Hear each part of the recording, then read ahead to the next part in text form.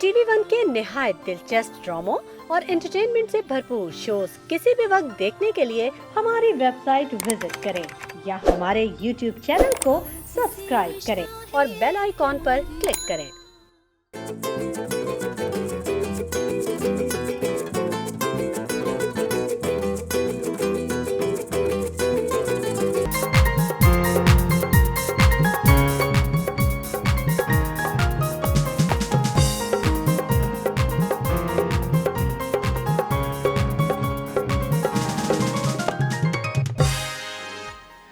अस्सलाम वालेकुम ख़वातीन और हज़रात, very good morning to all of you. आप सबको द मॉर्निंग स्टार में खुश आमदीद कहते हैं। कल शार फैसल पे एकदम से अचानक एक शेर निकल आया। अब शेर शहरों का रुख करने लगे तो क्या हम जंगलों की तरफ चले जाएं? मेरे ख्याल से हाँ, वैसे हम जंगल में ही रह रहे हैं, ये जंगल में ही रह रहे हैं वैसे हम लोग, लेकिन एक इतनी अजीब सी बात है, ये शेर चीते पालने का कॉन्सेप्ट इतना अजीब है। जो चीज़ें जंगल में बिलोंग करती हैं उनको जंगल में रहने दें और जो चीज़ें शहर में बिलोंग करती हैं उनको शहर में रहने दें। हमने अपने जंगलात काट दिए हैं, जो ग्रीन बेल्ट्स थी उनको इतना ऑल्टर कर दिया है ताकि बड़ी बड़ी इमारतें और बिल्डिंगें खड़ी कर सकें। और ये जो शेर और चीते हैं इनको अब हम घरों में पालना शुरू हो गए। इतना पैसा लगता है, आपको पता है, अगर एक शेर और चीते को अगर आप अपने घर में पालते हैं और अगर आपके पास इतनी इस्तिताअत है कि आप रोज़ाना कोई 3-4 किलो गोश्त अपने शेर को खिला सके, तो आजकल इतने सारे लोग हैं जिनकी खबरें हमें मिल रही होती हैं कि बिजली के बिल की वजह से ख़ुदकुशी कर ली, घर में हालात सही नहीं थे तो ख़ुदकुशी कर ली।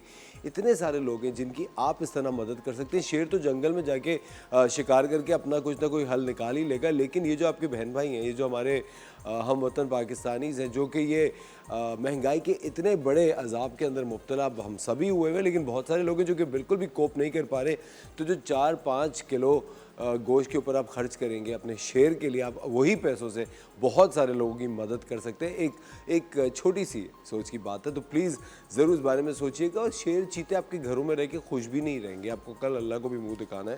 शेर चीतों के वो जंगलात के लिए बने, उनको वहीं पर रहने दें। कहाँ आपने सुना है कि शेर शहर का बादशाह है? शेर तो जंगल का ही बादशाह है ना, जाहिर सी बात है। तो ऑफकोर्स शेरों को रहने दें जहाँ वो रहना चाहते हैं। आपकी मुलाकात हम दो बहुत ज़बरदस्त शेरनियों से कराते हैं। हमारे साथ हैं समरीन अकबानी और मरियम दानिश। अस्सलाम वालेकुम। मैंने शेरनी का आपको बुरा तो नहीं लगा? हाँ, लेकिन इतनी अजीब सी बात है। मेरे एक भाई हैं बड़े, वो कहते रहते हैं कि अगर आप किसी को कहना कि यार माशाल्लाह तुम शेर के बच्चे हो तो कितनी खुशी होती है, लेकिन अगर मैं कहूँ कि आप जानवर के बच्चे तो कितना गुस्सा आता है। बात तो एक ही हो जाती है। नहीं समरीन बताएं क्या कहेंगे इस बारे में? हाँ, बात तो सेम ही है ना, बात तो सेम ही है ना, लेकिन आप कह रही ना तुम जानवर के बच्चे तो बुरा बात देंगे, शेर का कहोगे तो खुश हो जाएंगे।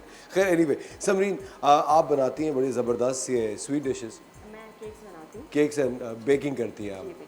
Cocoa by Sam. Coco cuisine by Sam. Coco cuisine by Sam कब से कर रही हैं? मैं कर रही हूँ 2020 से। अच्छा, और शुरू कैसे? मेरा 2020 पे ग्रेजुएट ख़त्म हुआ था। मैंने ग्रेजुएशन करी है इसमें कलनरी आर्ट में।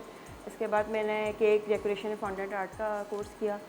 फिर मैंने इसको स्टार्ट किया अपने घर से, और एक जगह पे मैंने इंस्टीट्यूट में पढ़ाया भी है, केक डेकोरेशन भी पढ़ाया है, और एक रेस्टोरेंट, फाइन डाइन रेस्टोरेंट में एज ए बेकर भी काम किया है, और मैं घर से भी काम कर रही हूँ। एक्सेलेंट। तो शुरू करने की वजह क्या थी? सिर्फ शौक था, पैशन था केक्स बनाने का और कुकिंग का। तो पहले घर वालों के लिए या फैमिली के लिए बना रही होती थी? जी जी, मैं ना बेकिंग तो ज़्यादा नहीं करती थी, लेकिन मैं कुकिंग बहुत ज़्यादा करती थी। इधर उधर से रेसिपीज़ देख देख के नई नई चीज़ें ट्राई करती थी। फिर जो घर के खाने होते हैं, डिनर जी जी लंचेस जी जी, के। अच्छा बिल्कुल। अच्छा अच्छा।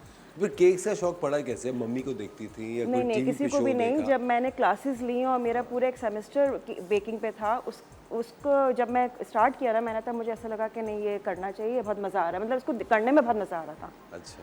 तो अब मेरा ऐसा पैशन हो गया, ये इतना ज़्यादा है कि ये मैं सारा दिन सारी रात बैठ के कर सकती हूँ। केक बना सकती बगैर सोए? जी जी बिल्कुल। ये मैंने रात को बैठ के बनाया है, 3 बजे के करीब मैं सोई और सुबह 7 बजे उठ के आ गई यहाँ पे। वेरी नाइस, भाई ताली होनी चाहिए। लेकिन मुझे एक बात बताएं समरीन के, अभी आजकल वो केक्स चलते हैं ना जो कि पूरी पूरी शक्लें बनी हुई होती जी है, जी, तस्वीर वो कार्विंग केक्स होते वो हैं। कैसे बनते हैं? वो आप तस्वीर कैसे पूरी डाल सकते हैं केक पे? मतलब जो कार्व करके डालते हैं ना, वो बेसिकली उसका भी वो भी एक आर्ट है। आपने पूरा प्रिंट आउट कराना है, केक को बेक करना है, उसको कटिंग करके कार्व करके वो शेप बनाना है, फिर उसके बाद उसके ऊपर आइसिंग, फिर फॉन्डेंट। ज़ाहिर है और वो प्राइस रेंजेस क्या रखी हुई आपने? जी? प्राइस रेंज क्या है केक्स की? प्राइस मेरी स्टार्टिंग प्राइस है, क्रीम केक्स जो हैं वो 1500 पर पाउंड है, और ये फॉन्डेंट केक्स हैं, इनकी स्टार्टिंग प्राइस है 2000 पर पाउंड। एक्सेलेंट, तो ये बेसिकली सबसे कम से कम भी 3 पाउंड में बनता है। ठीक है। ये फॉन्डेंट केक। ठीक है। क्रीम केक तो आप 1 पाउंड में, हाफ पाउंड में भी बना सकते बना सकते हैं। और आप होम डिलीवरी भी कर रही हैं? हैं। जी जी, home delivery. All over Karachi.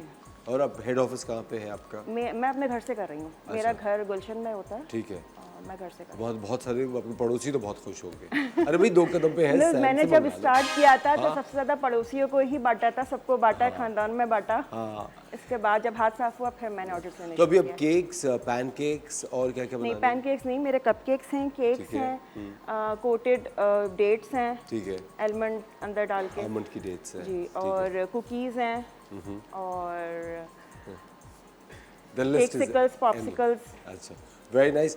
Samreen हमारे साथ हैं और ब्रेक के बाद आपकी मुलाकात कराएंगे हम मरियम दानिश से। वक्त हो जाता है एक छोटे से ब्रेक का, मिलता है आपसे ब्रेक के बाद।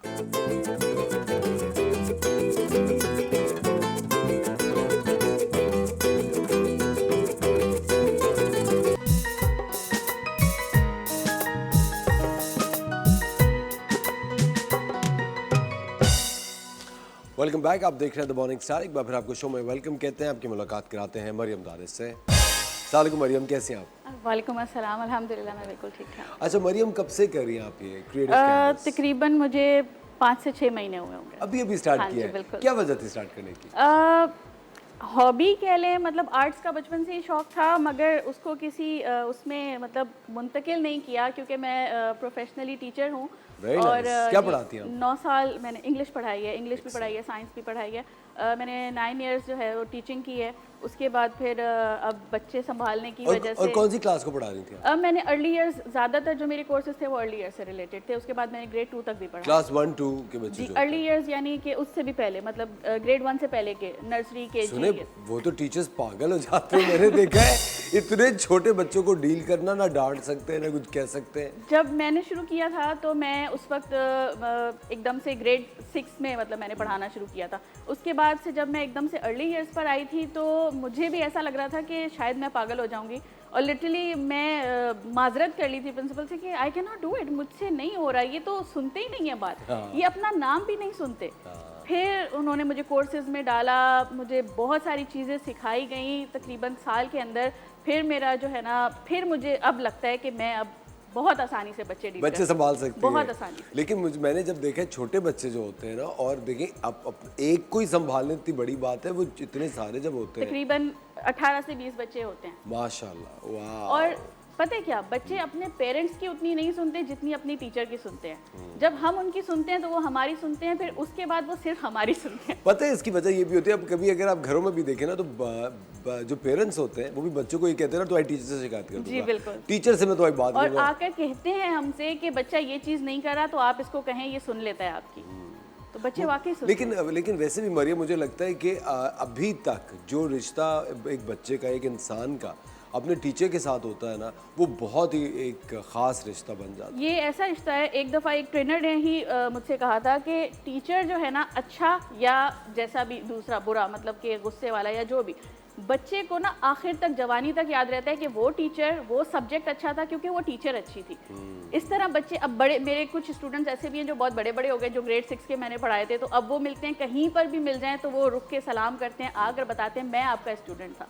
और जो छोटे हैं वो तो माशाल्लाह वो भी आपको पहचान। गुस्सा नहीं आता? चुप हो जाते बड़े हो गए। नहीं नहीं, बिल्कुल नहीं, बल्कि एक तरह का मतलब खुशी होती है, प्राउड फील उनको करते हैं। कहीं देखकर खुशी होती है। बिल्कुल सही। तो मुझे बताइए, जब आपने ये काम शुरू किया तो आपके घर वालों का क्या रिएक्शन था? भैया ऑलरेडी तुम टीचर हो, अब ये भी शुरू कर रही हो। एक्चुअली मेरे हस्बैंड जो है ना, वो खुद ये कह रहे थे कि ना, मैं चाहता हूँ कि बच्चों की तरबियत पर तवज्जो हो, तुम जो करना चाहती हो घर पे कर लो। अच्छा। तो मैंने ये, पहले तो मुझे नहीं समझ में आया, मुझे बर्ड्स का शौक था, मेरे हस्बैंड ने कहा बर्ड्स की तरफ तुम कर लो अगर चाहती हो तो, या कुछ और कर लो। मैंने यूट्यूब किया, लेकिन मुझे ना लग रहा था कि नहीं, मुझे कुछ और करना है, सेटिस्फेक्शन आपको नहीं आती है। सेटिस्फेक्शन नहीं आ रही थी। तो फिर मैंने सोचा कि कुछ करना है, कुछ डिफरेंट। अच्छा, रेजिन की काफ़ी सारी वीडियोस, मैं मतलब आर्ट्स की वीडियोस देख रही होती थी, तो रेजिन की आजकल बहुत ज़्यादा जो है ना बार बार आ रही होती थी ना, तो मैंने सोचा ये क्या चीज़ है, ये कुछ डिफरेंट है। फिर मैंने YouTube ट्यूटोरियल से ही सीखा है, मैंने कहीं से भी नहीं सीखा, मैंने ट्यूटोरियल से ही सीखा है। शुरू में बहुत गलतियाँ, बेसिकली मैंने अपनी गलतियों से सीखा है। तो शुरू में मैंने बहुत गड़बड़ें की हैं, बहुत नुकसान भी किया है, क्योंकि ये काम महंगा होता है, इस मतलब इसका जो रॉ मटेरियल है वो एक्सपेंसिव है। तो मैंने शुरू में गलतियाँ की हैं, लेकिन गलतियों से फिर सीखा है।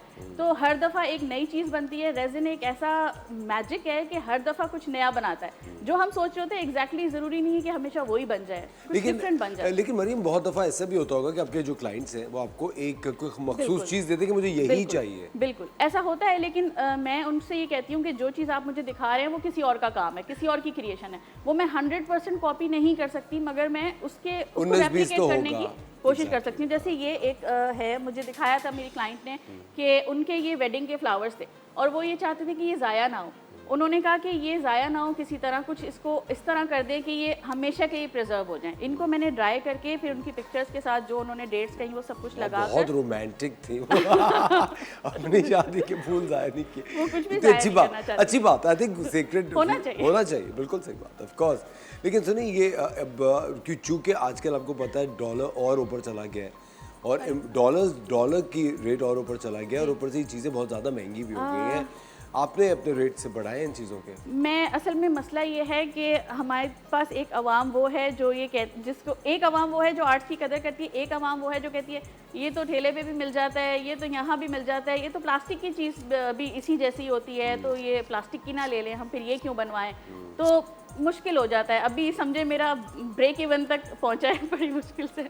हाँ, लेकिन क्या प्राइस रेंज क्या है इन चीज़ों की? प्राइस रेंज डिफरेंट है। मतलब कि जो उनके ऊपर एम्बेलिशमेंट्स हुई होती हैं उसके हिसाब से भी होता है, उनके साइजेस के हिसाब से भी होता है। जैसे भी ये बोल रखा हुआ है आपके साथ, ये बोल है 16 इंचेस का, तो ये तकरीबन 3,500 का। 3,500 के। और ये जो वॉल क्लॉक है ये 6,000 की है, क्योंकि इसके ऊपर सारा ग्लास लगा हुआ है, ये ठीक जियोट है। वर्क इस पर ठीक हुआ हुआ है। है। अच्छा, अगर कभी कोई आपको अपना आइडिया दे रहा हो कि मुझे इस तरह की चीज़ चाहिए, पूरा सिर्फ वाइट और सिल्वर में, कोई तीसरा कलर ना हो, तो वो आप कभी अपने आप को रिस्ट्रिक्टेड महसूस करती हैं? क्योंकि देखें, एक जो आर्टिस्ट होता है उसको अपना हाथ, अपना एक स्टाइल तो एक चीज़ को देना होता है, लेकिन जो क्लाइंट होता है वो अपने आप को और बड़ा आर्टिस्ट समझते हैं। भाई मैं पैसे दे रहा हूँ और जो मैं कह रहा हूँ मैं चाहता हूँ ऐसे ही बनाऊँ। तो आप रिस्ट्रिक्टेड महसूस करती हैं कि आपका जो आर्टिस्ट है अंदर का, कि यार मैं कोई दर्जी थोड़ी हूँ तुम जो कह रहे हो काट के दे दूँ? देखिए मैं बताऊं, एक तरीका होता है, हर बंदा आपकी बात समझ सकता है अगर आपको समझाना आता हो। बिल्कुल सही है। बात, absolutely। अगर मैं आर्टिस्ट हूँ, उनको पता है कि मैं आर्टिस्ट हूँ, ठीक है, मैं उन्हें अगर एक चीज़ कहूँगी कि आप जो कह रहे हैं वो, मैं ये नहीं कहती कि आप जो कह रहे हैं वो बिल्कुल ही फजूल लगेगा, मैं ये कहती हूँ आपने जो आइडिया दिया वो बहुत ही ज़बरदस्त है, लेकिन अगर उसमें मैं ये कर दूँ, अगर आप इजाज़त दें, मैं ये कर दूँ, करके दिखाऊँ आपको, शायद आपको अच्छा लगे। वो मान जाते हैं। वाकई में ऐसे शायद हार्डली 1 से 2% लोग होंगे जो नहीं मानते, बाकी सब मान जाते हैं। और बड़ी हॉटेस्ट सेलिंग आइटम क्या होता है आपका? हॉटेस्ट सेलिंग में कीचेन्स होती हैं, क्योंकि शायद इनकी सबसे कम प्राइस होती है, शायद इस वजह से ऑफ कोर्स, और अच्छी भी लगती हैं, बिल्कुल छोटी सी शाइन करती हुई। बिल्कुल बिल्कुल। मेरी एक क्लाइंट है जिन्होंने अपने घर की हर एक चाबी के ऊपर जो है ना मुझसे किचन, तकरीबन 20 किचन्स बनवाई थी अपने ही नाम की, जो उन्होंने हर एक अपनी चाबी के ऊपर लगाई है। और उसके अलावा ये 10 इंच वाली जो प्लेट है ये भी बहुत बिकती है इस वजह से, क्योंकि निकाह वगैरह की जो है ना उसमें एंगेजमेंट ट्रेस के तौर पे काम आती है। यहाँ पर हैंडल्स लग जाते हैं और फिर उनके डेट्स और नेम्स लग जाते हैं। तो अभी मेरे पास था नहीं कोई ऐसा बना हुआ, वरना मैं आपको दिखाती हूँ। यहाँ पर एंगेजमेंट रिंग्स के लिए भी होल्डर्स लग जाते हैं। जी, तो वो भी बहुत बिकते हैं। सुने, एक और बहुत ही इम्पोर्टेंट सवाल, हस्बैंड खुश हैं, टाइम दे देती हैं उन्हें आप? इतनी मसरूफ हो गई। मैं बस हमें जवाब मिल गया।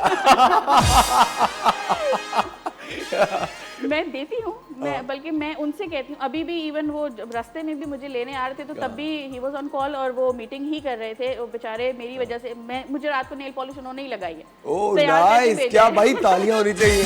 वो बहुत सपोर्टिव है, वेरी नाइस, बहुत ज़्यादा सपोर्टिव है। परेशान होते हैं कभी कभी। हाँ, लेकिन आजकल का जो दौर है मरियम, मेरे ख्याल से घर में दोनों को काम एक साथ करना चाहिए। और मेरे ख्याल से वैसे भी खवातीन को काम करना चाहिए। खवातीन एक बहुत बड़ी फोर्स है इस मुल्क की, और जब वो काम करती है तो देखें क्या बेहतरीन काम करती है। मरियम का जो इंस्टाग्राम का हैंडल है क्रिएटिव कैनवस का, वो इस वक्त आपकी स्क्रीन पर आ रहा है। जल्दी से आप इनके पेज पे जाइए, और साथ साथ कोको क्यूजीन बाय सैम, इनके भी आप पेज पे जाइए और मज़े मज़े के केक्स ऑर्डर कीजिए। Samreen, thank you Mariam, lovely having you on the show. Same here. खवातीन और हज़रात, वक्त हो जाता है एक छोटे से ब्रेक का। ब्रेक के बाद आपको दिखाएंगे फिटनेस, क्योंकि फिटनेस बहुत ज़रूरी है। मिलते हैं आपसे थोड़ी सी देर में।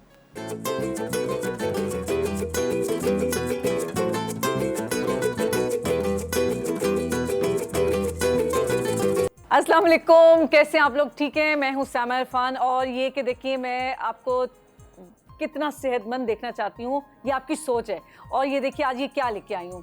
बच्चे खेल रहे थे और मेरा भी दिल चाहा मैं भी खेलूँ, लेकिन ये कि मेरा खेलना और उनके खेलने में थोड़ा फ़र्क है कि मैं इससे ये है कि नी का पेन ख़त्म करूँगी। कैसे? आप मेरे साथ रहिएगा, देखते हैं किस तरह से। ये देखिए मैंने अपनी बॉडी को इस तरह से, लेग को मैंने स्ट्रेट किया, ठीक है, और मैंने अपनी दोनों लेग्स को इस तरह से स्ट्रेट करते हुए इस तरह से ये बॉल को मैंने नी के नीचे रख दिया। नी का पेन ऐसा है, यकीन करें दिन में तो इतना पता नहीं चलता, लेकिन जब रात को आप बेड पे जाते हैं उसके बाद तो फिर जो है नी कहती है कि बस उठाओ ही ना मुझे, और इतने पेन होता है कि यकीन करें नाकाबिले बर्दाश्त होता है। क्या करें? सबसे पहले कि जो है अपने खाने पीने का ख्याल रखें और क्या क्या चीज़ें नहीं खानी चाहिए नी के पेन में, वो मैं बाद में बताऊंगी। पहले ये बता देती हूँ ये इसका क्या रीज़न क्या है मेरे हाथ में आने का। ये मैंने यहाँ पे रखा और इसके साथ मैंने यहाँ से नी को प्रेस किया और अपने फीट को भी ऊपर लेके गई हूँ इस तरह से स्लोली स्लोली, और स्लोली स्लोली करते हुए मैंने इसको 10 की काउंटिंग से मैंने इसको ऊपर नीचे किया इस तरह से, ठीक है। 10 की काउंटिंग से इस तरह से किया, और ये देखने वालों को शायद इतना फील ना हो रहा, लेकिन यकीन करें इतना प्रेशर आ रहा है यहाँ पे कि आपकी सोच है, और ये प्रेशर आपकी नी को कितना सही कर देगा जब आप लोग ये करेंगे तो आपको खुद अंदाजा होगा। ये इसकी फर्स्ट एक्सरसाइज होगी, ठीक है। इसके साथ हमने सिर्फ ऐसे ही रख देना है, ऊपर नहीं उठाना अपने फीट को, सिर्फ यहाँ से हमने प्रेस करना है, ठीक है। यहाँ से हमने प्रेस करना है। ये इसकी सेकंड एक्सरसाइज हो गई, और ये इतनी फ़ायदेमंद है, यकीन करें जब आप इसको रेगुलर वे में करेंगे तो आपको खुद अंदाज़ा होगा कि ये साइमा ने जो बताया कितना अच्छा बताया, और दुआएं देंगे आप लोग, ठीक है। और इसी के साथ हम सेकंड लेग को भी ऐसे ही करेंगे। मैंने अपने नी के नीचे ये रखा, बॉल को रखा और अपने फीट को ऊपर उठाया इस तरह से, हल्का हल्का सा, ज़्यादा प्रेशर नहीं देना है, क्योंकि जब ज़्यादा प्रेशर देंगे तो क्या होगा कि ये आपको ज़्यादा पेन हो सकता है, और हमने पेन नहीं करना, हमने आपके पेन को कम करना है, ठीक है। और ये हमने 10 की काउंटिंग से या 30 सेकंड से हमने इसको इस तरह से किया और ऊपर लेके गए। अब क्या किया हमने? सिर्फ अपने नी को प्रेस किया, यहाँ से पाँव को मैंने नीचे रख लिया, यहाँ से प्रेस। ये आपको लग रहा होगा कि प्रेस नहीं हो रहा, जब आप लोग करेंगे तो आपको खुद अंदाज़ा होगा कि कितना प्रेशर आ रहा है नी के अंदर, ठीक है। ये इसकी फर्स्ट जो है इसकी एक्सरसाइज, ये सेकंड वाली एक्सरसाइज हो गई। तो आप जब करेंगे आपको खुद अंदाज़ा होगा, और इसको आपने 30 सेकंड के से कर लेना है, और इसके 3 सेट्स इसके कर लेने हैं आपने, और इसको रेगुलर करना है। और इसमें कोई ऐसा रूल नहीं है कि आपने खाना खाया हुआ है, नहीं खाया हुआ, या जितना भी टाइम गुजर गया, जब जब आपके पास टाइम हो ये आप इस तरह से कर लिया करें। और जिन लोगों की नी में पेन है वो नीचे नहीं बैठ सकते, ठीक है, नीचे नहीं बैठ सकते, तो क्या करें कि आप अपनी चेयर को ऐसे रखिए, चेयर पे बैठिए और अपने सामने लेग पे आप जो है स्टूल के ऊपर रख लें, या फिर आप सोफे पे बैठ के कर सकते हैं, अपने बेड पे बैठ के कर सकते हैं, यही वाली एक्सरसाइज। लेकिन जब आप नीचे बैठ के करेंगे थोड़ी सी बर्दाश्त कीजिएगा, लेकिन नीचे बैठ के करने में जो मज़ा आएगा वो बेड पे नहीं आएगा, सोफे पे नहीं आएगा, ये नीचे बैठ के आपको करने में ये मज़ा आएगा। और आहिस्ता आहिस्ता उसका तरीका क्या है कि जब आप उठेंगे तो क्या है, डायरेक्ट ऐसे नहीं उठना, आपने दोनों हाथ इस तरह से करते हुए पहले आपने ये लेफ्ट वाले लेग को उठाना है, और फिर इस तरह से उठ के और किसी सहारे से आपने उठ जाना है। इससे क्या होगा कि आपको नी में पेन नहीं होगा, आप इजीली उठ पाएंगे, ठीक है। ये मैंने 2 एक्सरसाइज बता दी हैं। इसके साथ मैं थर्ड वाली एक्सरसाइज बता रही हूँ, ये उससे भी ज़्यादा मज़े की है, ठीक है। क्या है? नी को इस तरह से हमने अपने फीट को इस तरह से हमने क्या है सराउंडिंग में इस तरह इसको रोटेट कर लिया क्लॉकवाइज, ठीक है, क्लॉकवाइज देन एंटी क्लॉकवाइज। इसको भी आपने 30 सेकंड से आपने इसको कर लेना है, या आपने 10 की काउंटिंग से आपने इसको करना है। क्लॉकवाइज करना है आपने 10 टाइम, और एंटी क्लॉकवाइज भी आपने 10 टाइम करना है। ये तो थी रोटेशन, ये थर्ड मैंने आपको एक्सरसाइज बताई है। और इसके साथ एक और बड़ी मज़े की है, वो भी बहुत मज़े की, और यकीन करें जब आप करेंगे ना आपको खुद अंदाज़ा होगा कि कितनी मज़े की। ये देखिए पाँव को मैंने सीधा किया और अब मैंने क्या करना है, अपने फीट को इस साइड में लेके जाना है। ये साइड जो आपके फीट की साइड होती है ये आपने ज़मीन पे लगानी है ऐसे, ये इस तरह से जब आप करेंगे तो ये आपके यहाँ तक प्रेशर आएगा, आपके काफ के मसल्स, आपकी नी, ये पूरे ये आपके मसल्स अफेक्ट हो रहे हैं, ठीक है। इससे क्या होगा, आहिस्ता आहिस्ता आपके जो आपकी लुब्रिकेशन है आपकी नी का, वो जो है एक्टिव होगा, और यकीन करें आहिस्ता आहिस्ता आपकी नी बिल्कुल परफेक्ट हो जाएगी। लेकिन उसके साथ साथ आपने वजन को भी कम करना है। ये नहीं कि सिर्फ आपने ये एक्सरसाइज करनी है और खाने पे ध्यान नहीं देना, ये सब चीज़ें साथ साथ है, क्योंकि एक्सरसाइज उस वक्त असर करती है जब आप अपने खाने पे भी तवज्जो देते हैं। तो प्लीज़ अपने डाइट का ख्याल रखिए और अपने खाने को बैलेंस करके खाइए, और भूख रख के खाना खाएंगे तो यकीन करें आप बहुत अच्छी लाइफ आपकी हो जाएगी। और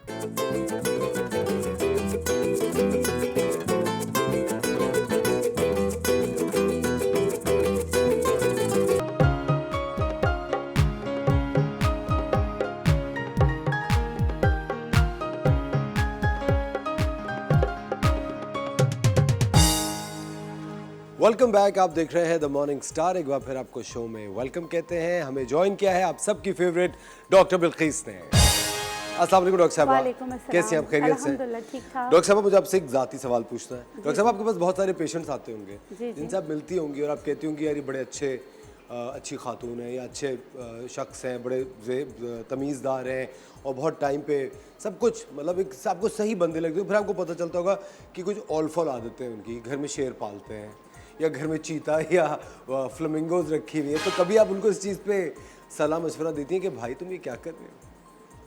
मांगते ही नहीं, कल कैसे दूं? तो मांगते ही नहीं मशवरा। वैसे ये भी बड़ी सही बात है, मशवरा अगर कोई मांगे तो देना चाहिए, तो देना चाहिए, बिला वजह के मशवरे मत बांटिए।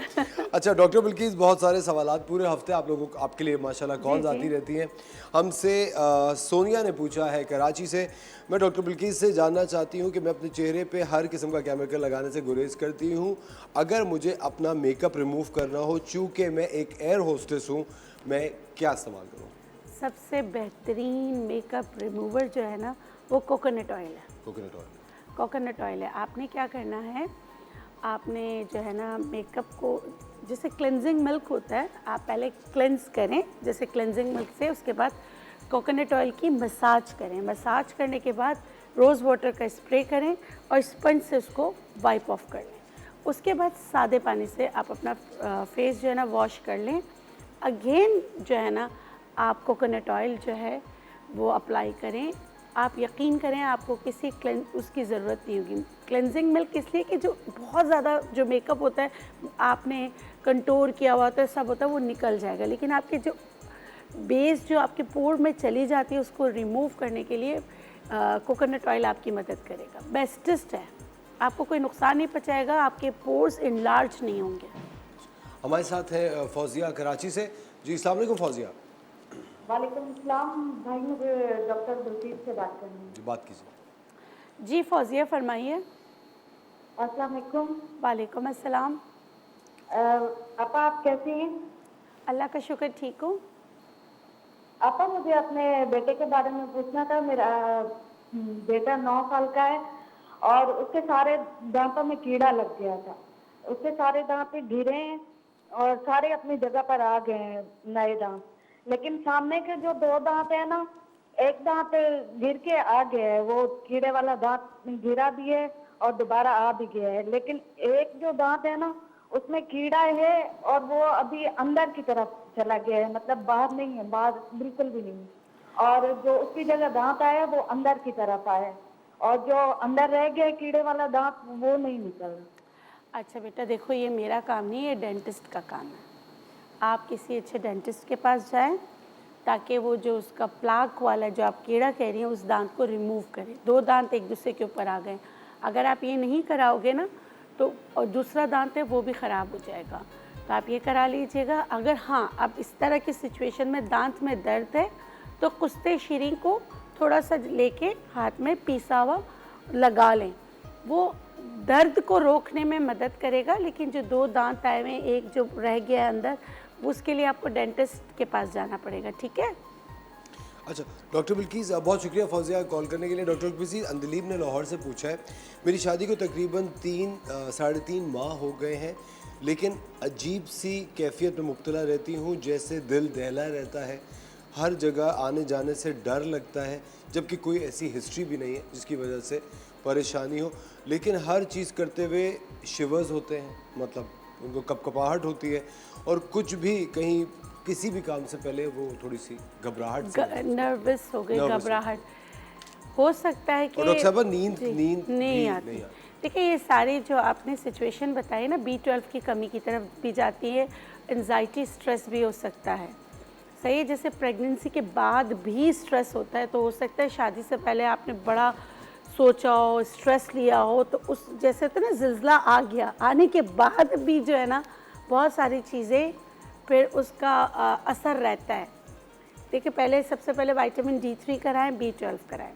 उसके बाद आप कह रही हैं अगर शादी के बाद एंजाइटी स्ट्रेस बढ़ा है तो फिर उसके लिए आप ना काउंसलिंग भी कराएं, कैमोमाइल टी पिएं, उससे बहुत फ़र्क पड़ेगा। वो कामिंग इफेक्ट होता है Calming कैमोमाइल टी effect से। अच्छा क्योंकि बगैर देखे जो इनके सारे सिम्टम्स हैं ना वो B12 की कमी की तरफ जा रहे हैं। और फिर शादी के एकदम बाद क्यों हुआ, क्या पता वो उस माहौल में एडजस्ट नहीं हो पा रही हो तो ट्रिगर हो गया हो। और बहुत सारी चीज़ें होती मेरे हैं। ख्याल से ये भी होता है कि आई थिंक कि शादी करने के बाद ना एक लड़कियों को ये खौफ भी होता है कि नहीं बनी तो क्या होगा, और फिर वालिदैन भी होते हैं बेटा अब तो निभानी मैं आपको पड़ेगी। यही तो कह रही हूँ ना कि इतना यहाँ से सिखाया पढ़ाया जाता है, इधर से सिखाया पढ़ाया जाता है, वो उस वक्त तो बेयर कर लेते हैं, लेकिन शादी के बाद जो है ना उसका मैंने बताया ना जिल्ज़ला आ गया, उसके बाद के इफ़ेक्ट्स जो है ना आते रहते हैं। तो इनको ज़रूर जाना चाहिए, ऐसा नहीं स्ट्रेस एंजाइटी पोस्ट से ट्रॉमेटिक डिसऑर्डर जी ये हो सकता है। बाद में। अच्छा ये निखत ने पूछा है इस्लामाबाद से, मैं डॉक्टर बिल्किस से ये जानना चाहती हूँ, मेरे नेल्स खुरदुरे हैं और पीले हो गए हैं, और ये फेक नेल्स, क्या ये फेक नेल्स की ग्लू लगाने की वजह से है या कोई और हाँ, वन ऑफ द रीज़न ये भी हो सकता है, अगर आपके घर में कैट्स हैं, जानवर से भी फंगस लग सकता है। और आज वैसे भी हम रिंगवॉर्म पे बात कर रहे हैं, तो जो रेमेडी मैं यहाँ बताऊँगी वो रेमेडी आपके लिए भी होगी, आप देखिएगा आपको फ़र्क पड़ेगा इंशाल्लाह। अच्छा सक्खर से हमारे साथ एक कॉलर है नबीला। अस्सलाम वालेकुम नबीला। हेलो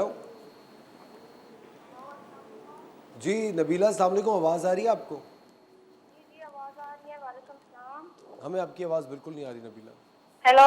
जी, कैसी हैं आप? वालेकुम सलाम, मैं ठीक हूँ। अब आवाज़ आ रही है? जी जी आवाज़ आ रही है। डॉक्टर बिल्किस हमारे साथ हैं, क्या सवाल है आपका? जी मेरा सवाल ये है कि मेरी स्किन जो है वो बहुत डेड हो गई है, मतलब बहुत रफ स्किन है।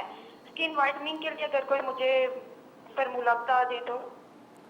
रफ़ हो गई है, जी जी रफ हो गया है, बहुत ब्लैक भी हो गई है। रफ़ और रेड हो गई है, ब्लैक। ब्लैक हो ब्लैक हो गई है। ब्लैक हो गई है। अच्छा बेटा जी, देखो, जी। कोई ऐसी मरकरी वाली क्रीम या हाइड्रोकिनोन, ये सारी चीज़ें जिस पे लिखी हुई होती है ना, वो आपकी स्किन को थिन कर देती है, और आस्ते आस्ते फिर जिस तरह आप बता रही है रफ, ड्राई, कहीं ऑयली कॉम्बिनेशन स्किन, और फिर क्या होता है कि आपकी स्किन में इचिंग स्टार्ट हो जाती है, ये सब होता है। अगर आपकी भी यही सिचुएशन है तो आपने पहले क्या करना है, 2 हफ्ते तक बनाना, उसको एज अ क्रीम लगाना 1-1 घंटे के लिए। उसके बाद ज़ाफ़रान, अभी जैसे थोड़ी सर्दियों की तरफ आ रहे हैं तो ज़ाफ़रान वाला दूध जो है ना वो इस्तेमाल करना, पीना शुरू कर दें और थोड़ा सा लगा भी लिया करें, उससे इंशाल्लाह आपको बहुत फ़र्क पड़ेगा। बहुत बहुत शुक्रिया कॉल करने के लिए, थैंक यू। डॉक्टर बिल्किस आज किस बारे में बात कर रहे हैं? आज हम बात करें रिंगवॉर्म। जैसे अब गर्मियाँ थी तो क्या हुआ कि सब लोगों ने गर्मियाँ, लोड शेडिंग, तो सब पूल साइड चले गए।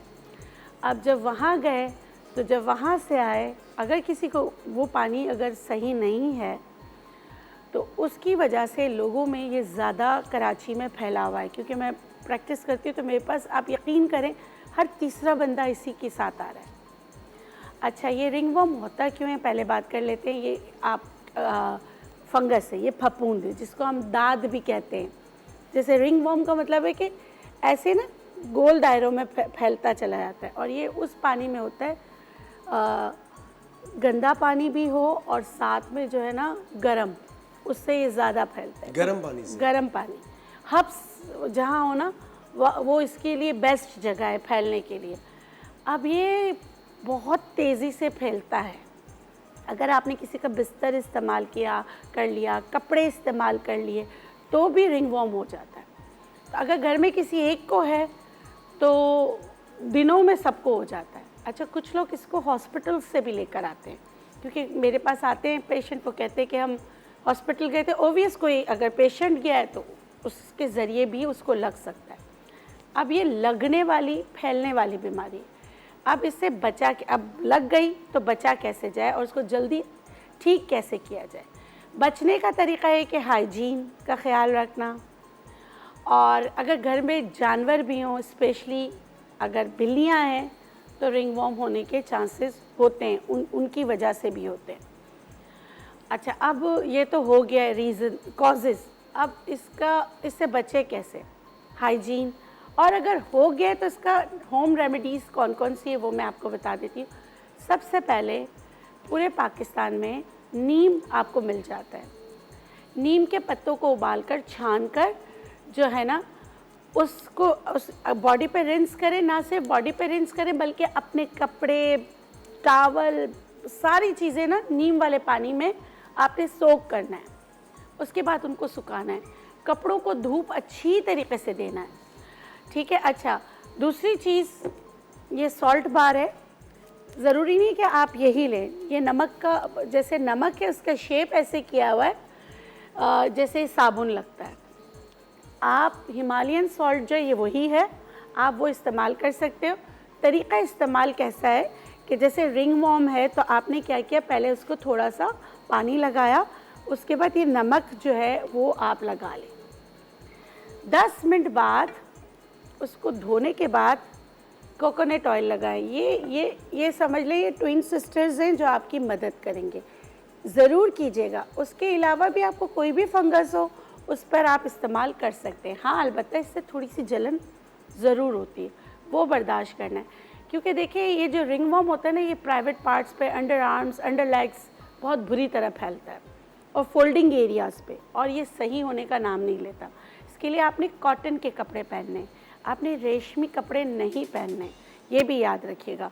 अच्छा, tea tree oil essential oil है, ये आप पानी में डालकर 10 कतरे 1 कप पानी में डाल के रुई की मदद से ये भी आप लगा सकते हैं।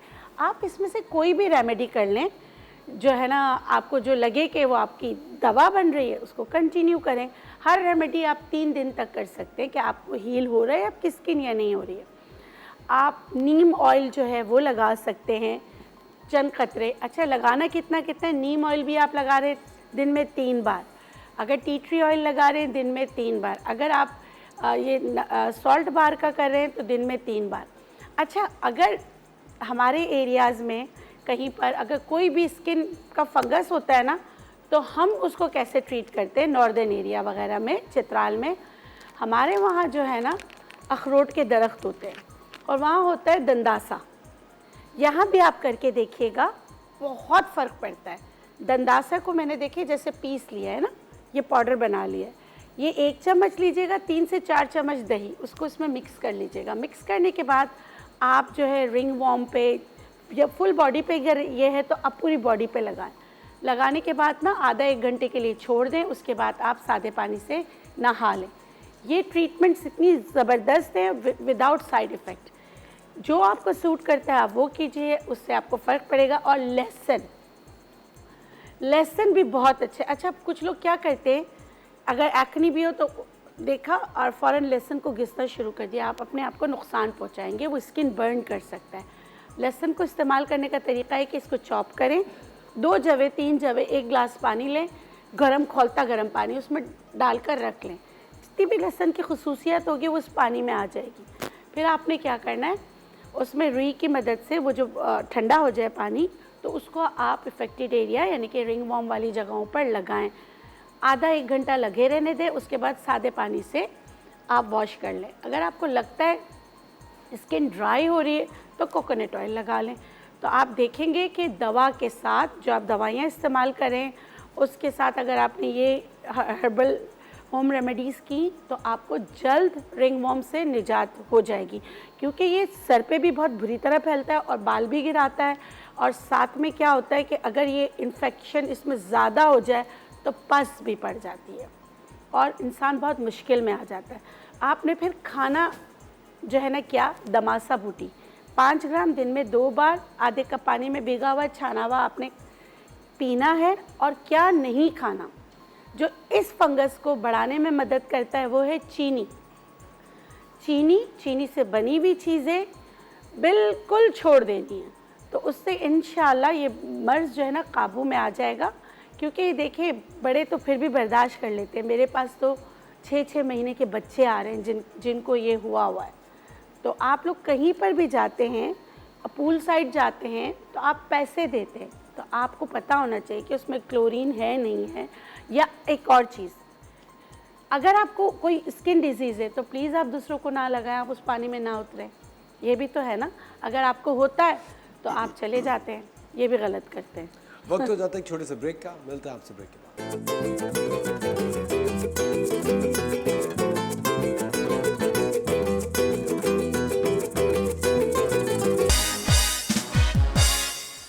वेलकम बैक, आप देख रहे हैं द मॉर्निंग स्टार। एक बार फिर आपको शो में वेलकम कहते हैं। डॉक्टर बिल्किस हमारे साथ मौजूद हैं और हमारे साथ एक कॉलर है इस्लामाबाद से जुनैरा, उनसे बात करते हैं। अस्सलाम वालेकुम जुनैरा। हाँ जी, अस्सलाम वालेकुम, क्या हाल है आपका? बिल्कुल ठीक, thank you so much for calling Junaira. क्या सवाल है आपका? हाँ जी, मेरा डॉक्टर बिल्किस से सवाल है कि मेरी 45 ईयर्स एज है।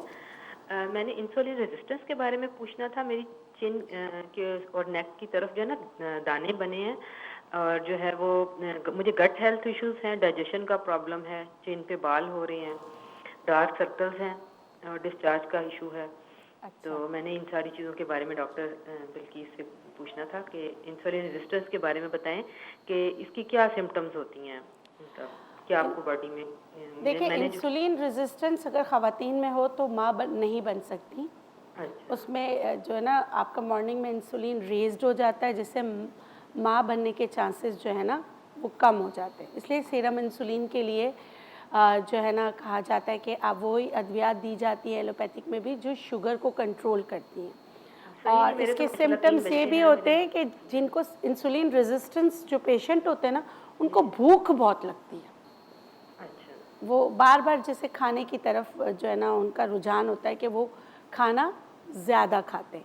अब इसको कंट्रोल कैसे करें और भूख को सप्रेस कैसे करें, उसके लिए फिर आपने क्या करना है, एक कैमोमाइल टी पिएं, क्योंकि एंजाइटी, स्ट्रेस, टेंशन उसको भी काम करती है। और वॉल योगा एक्सरसाइजेज है, जैसे आप कह रहे हैं ना 45 की हैं आपके यहाँ पे, जैसे बाल भी आ रहे हैं, दाने भी निकल रहे हैं, तो आप कैमोमाइल टी पिएंगे ना आपको बहुत फ़र्क पड़ेगा। और उनाप, जब तक अभी इस्लामाबाद में सर्दियाँ नहीं आती तब तक जो है ना आपने क्या करना है, 25 उनाप लेना है, रात को 1 लीटर पानी में खौलते गर्म पानी में डाल के रख लेना है। सुबह उनाप को जैसे मलें उसी में और उसकी गुठली निकाल दें, और ये 1 लीटर पानी पूरा दिन आप सिप सिप पीती रहें। तो इससे आपके गट के मसले जो आप कह रही हैं वो उसमें भी फ़र्क पड़ेगा, और जो है ना आप इंसुलिन रेजिस्टेंस में भी फ़र्क पड़ेगा, और जो दाने निकल रहे हैं ना वो भी कम हो जाएंगे। डार्क सर्कल्स देखें, फिर ये एक अलग सब्जेक्ट है कि डार्क सर्कल्स के बहुत सारे रीज़न्स हैं। मतलब हेरिडिटी में भी होता है, जैसे अब इनहेरिटेंट है, जैसे माँ बाप के भी थे, शुरू से आपके डार्क सर्कल्स हैं तो भी डार्क सर्कल्स होंगे, या मोबाइल का बहुत ज़्यादा इस्तेमाल, या नज़ला ज़ुकाम खांसी, आयरन का कम होना, आयरन का ज़्यादा होना, कॉन्स्टिपेशन होना, ये सारे कॉजेज़ हैं जिसकी वजह से डार्क सर्कल्स होते हैं। लगाने के लिए बेहतरीन है अगर आपकी स्किन जो है ना ड्राई है, ये वाली वैसे तो ड्राई होती है लेकिन कुछ लोगों की इतनी ड्राई नहीं होती। अगर इस एरिया में आप पीनट ऑयल लगाए ना तो ये इसको हाइड्रेट भी करेगा, आपके जो फाइन लाइंस हो जाते हैं, जैसे रिंकल हो जाते हैं, उसको भी ख़त्म करने में मदद करेगा और डार्क सर्कल्स को भी सही करेगा। उसके अलावा अंडे की जर्दी और जो है उसमें भी आप पीनट ऑयल डाल सकते हैं, और कॉफ़ी, इन तीनों को अच्छी तरीके से बीट करके ना हफ्ते में 2 बार आप इसको एज अ आई क्रीम लगा लिया करें। लेकिन धोने के लिए आप कभी भी साबुन या फेस वॉश इस्तेमाल नहीं करें, उसको वाइप करके जैसे ठंडे पानी से धो लें, तो इंशाल्लाह आपके मसाइल जो हैं कुछ हल हो जाएंगे। और आप कह रही हैं ना आपके दाने निकल रहे हैं, तो जब मेनोपॉज में जा रहे होते हैं तब भी दाने आते हैं कुछ ख़वातीन को, तो उस तरफ भी ध्यान दीजिएगा, ठीक है? Thank you so much for calling. हमारे साथ हैं तूबा फ्रॉम कराची। अस्सलाम वालेकुम तूबा। जी अस्सलाम वालेकुम तूबा। अस्सलाम वालेकुम। वालेकुम सलाम। जी तूबा, क्या सवाल है आपका? डॉक्टर बिल्किस, अस्सलाम वालेकुम। वालेकुम अस्सलाम जी, फरमाइए। डॉक्टर बिल्किस, मेरा सवाल ये है कि मेरे ना बाल बहुत ज़्यादा गिर रहे हैं और ना मेरे बाल पे ना खुश्की भी है। मैं जो इनके कंघी से खुश्की भी निकालती हूँ पर वो कम नहीं हो रहे हैं। और ना मैं डॉक्टर को चेक भी करवाई, डॉक्टर ने कहा विटामिन D3 की कमी है, तो मैं उसके भी दवाई खा रही हूँ पर अपने अफोर्ड इतना नहीं कर सकती। तो आप प्लीज़ मुझे बता दें। और नहीं नहीं, देखिए विटामिन D, जी जी, सॉरी, मैं आप मेरा और एक सवाल है कि ना मेरे अब्बू को ना अभी ना फालिज का अटैक हो गया है, तो मैं तो इतना अफोर्ड नहीं कर सकती हूँ। तो आप अगर मुझे कोई रेमेडी बता दें या कुछ घर पे बता दें, क्योंकि उनको ना ब्लड प्रेशर भी हो गया है और शुगर भी हो गए हैं अभी। अच्छा सब देखिए, तीनों चीज़ एक साथ हो गए उनको। ठीक है, अगर आप अफोर्ड नहीं कर सकती, आपके वालिद के लिए मैं कह रही हूँ आप आ जाए मेरे क्लिनिक और मैं उनकी दवा दे दूँगी, ठीक है। शुगर, ब्लड प्रेशर और फालिज हो गया है तो आप उसकी और मज़ीद हिस्ट्री होगी, कॉन्स्टिपेट है नहीं है, ब्लड थिनर पे तो नहीं है कोई ऐसी चीज़, तो बहुत लंबी हिस्ट्री है। तो आप आ जाएं, उनको हम दवा दे देंगे। डॉक्टर बिल्किस, मैं ना औरंगी में रहती हूँ, मैं कैसे आऊँ? बेटा मैं आ जाती हूँ आपके घर। आप कहाँ? ऐसा नहीं डॉक्टर बिल्किस। आप कहाँ? आप प्लीज मुझे अपना डॉक्टर एड्रेस बिल्किस, बता अब तो हमारे दें, पास अगर कॉल्स हो सके तो बढ़ मैं आ जाएंगी। अगर आप होम सर्विस शुरू कर रही है फिर तो पूरी दुनिया से कॉल आएगी। नहीं, आप कहाँ पे आपको रहती हैं? एड्रेस देखिए, गुलशन मशरिक सेंटर, गुलशन इकबाल से आप उधर आ जाए, किसी से भी नीचे पूछ लेंगे आपको बता देंगे। फर्स्ट फ्लोर पे मेरा क्लिनिक है, रूम नंबर 119। आ जाइए, ठीक है। Thank you for Sunday calling. और फ्राइडे को नहीं आइएगा।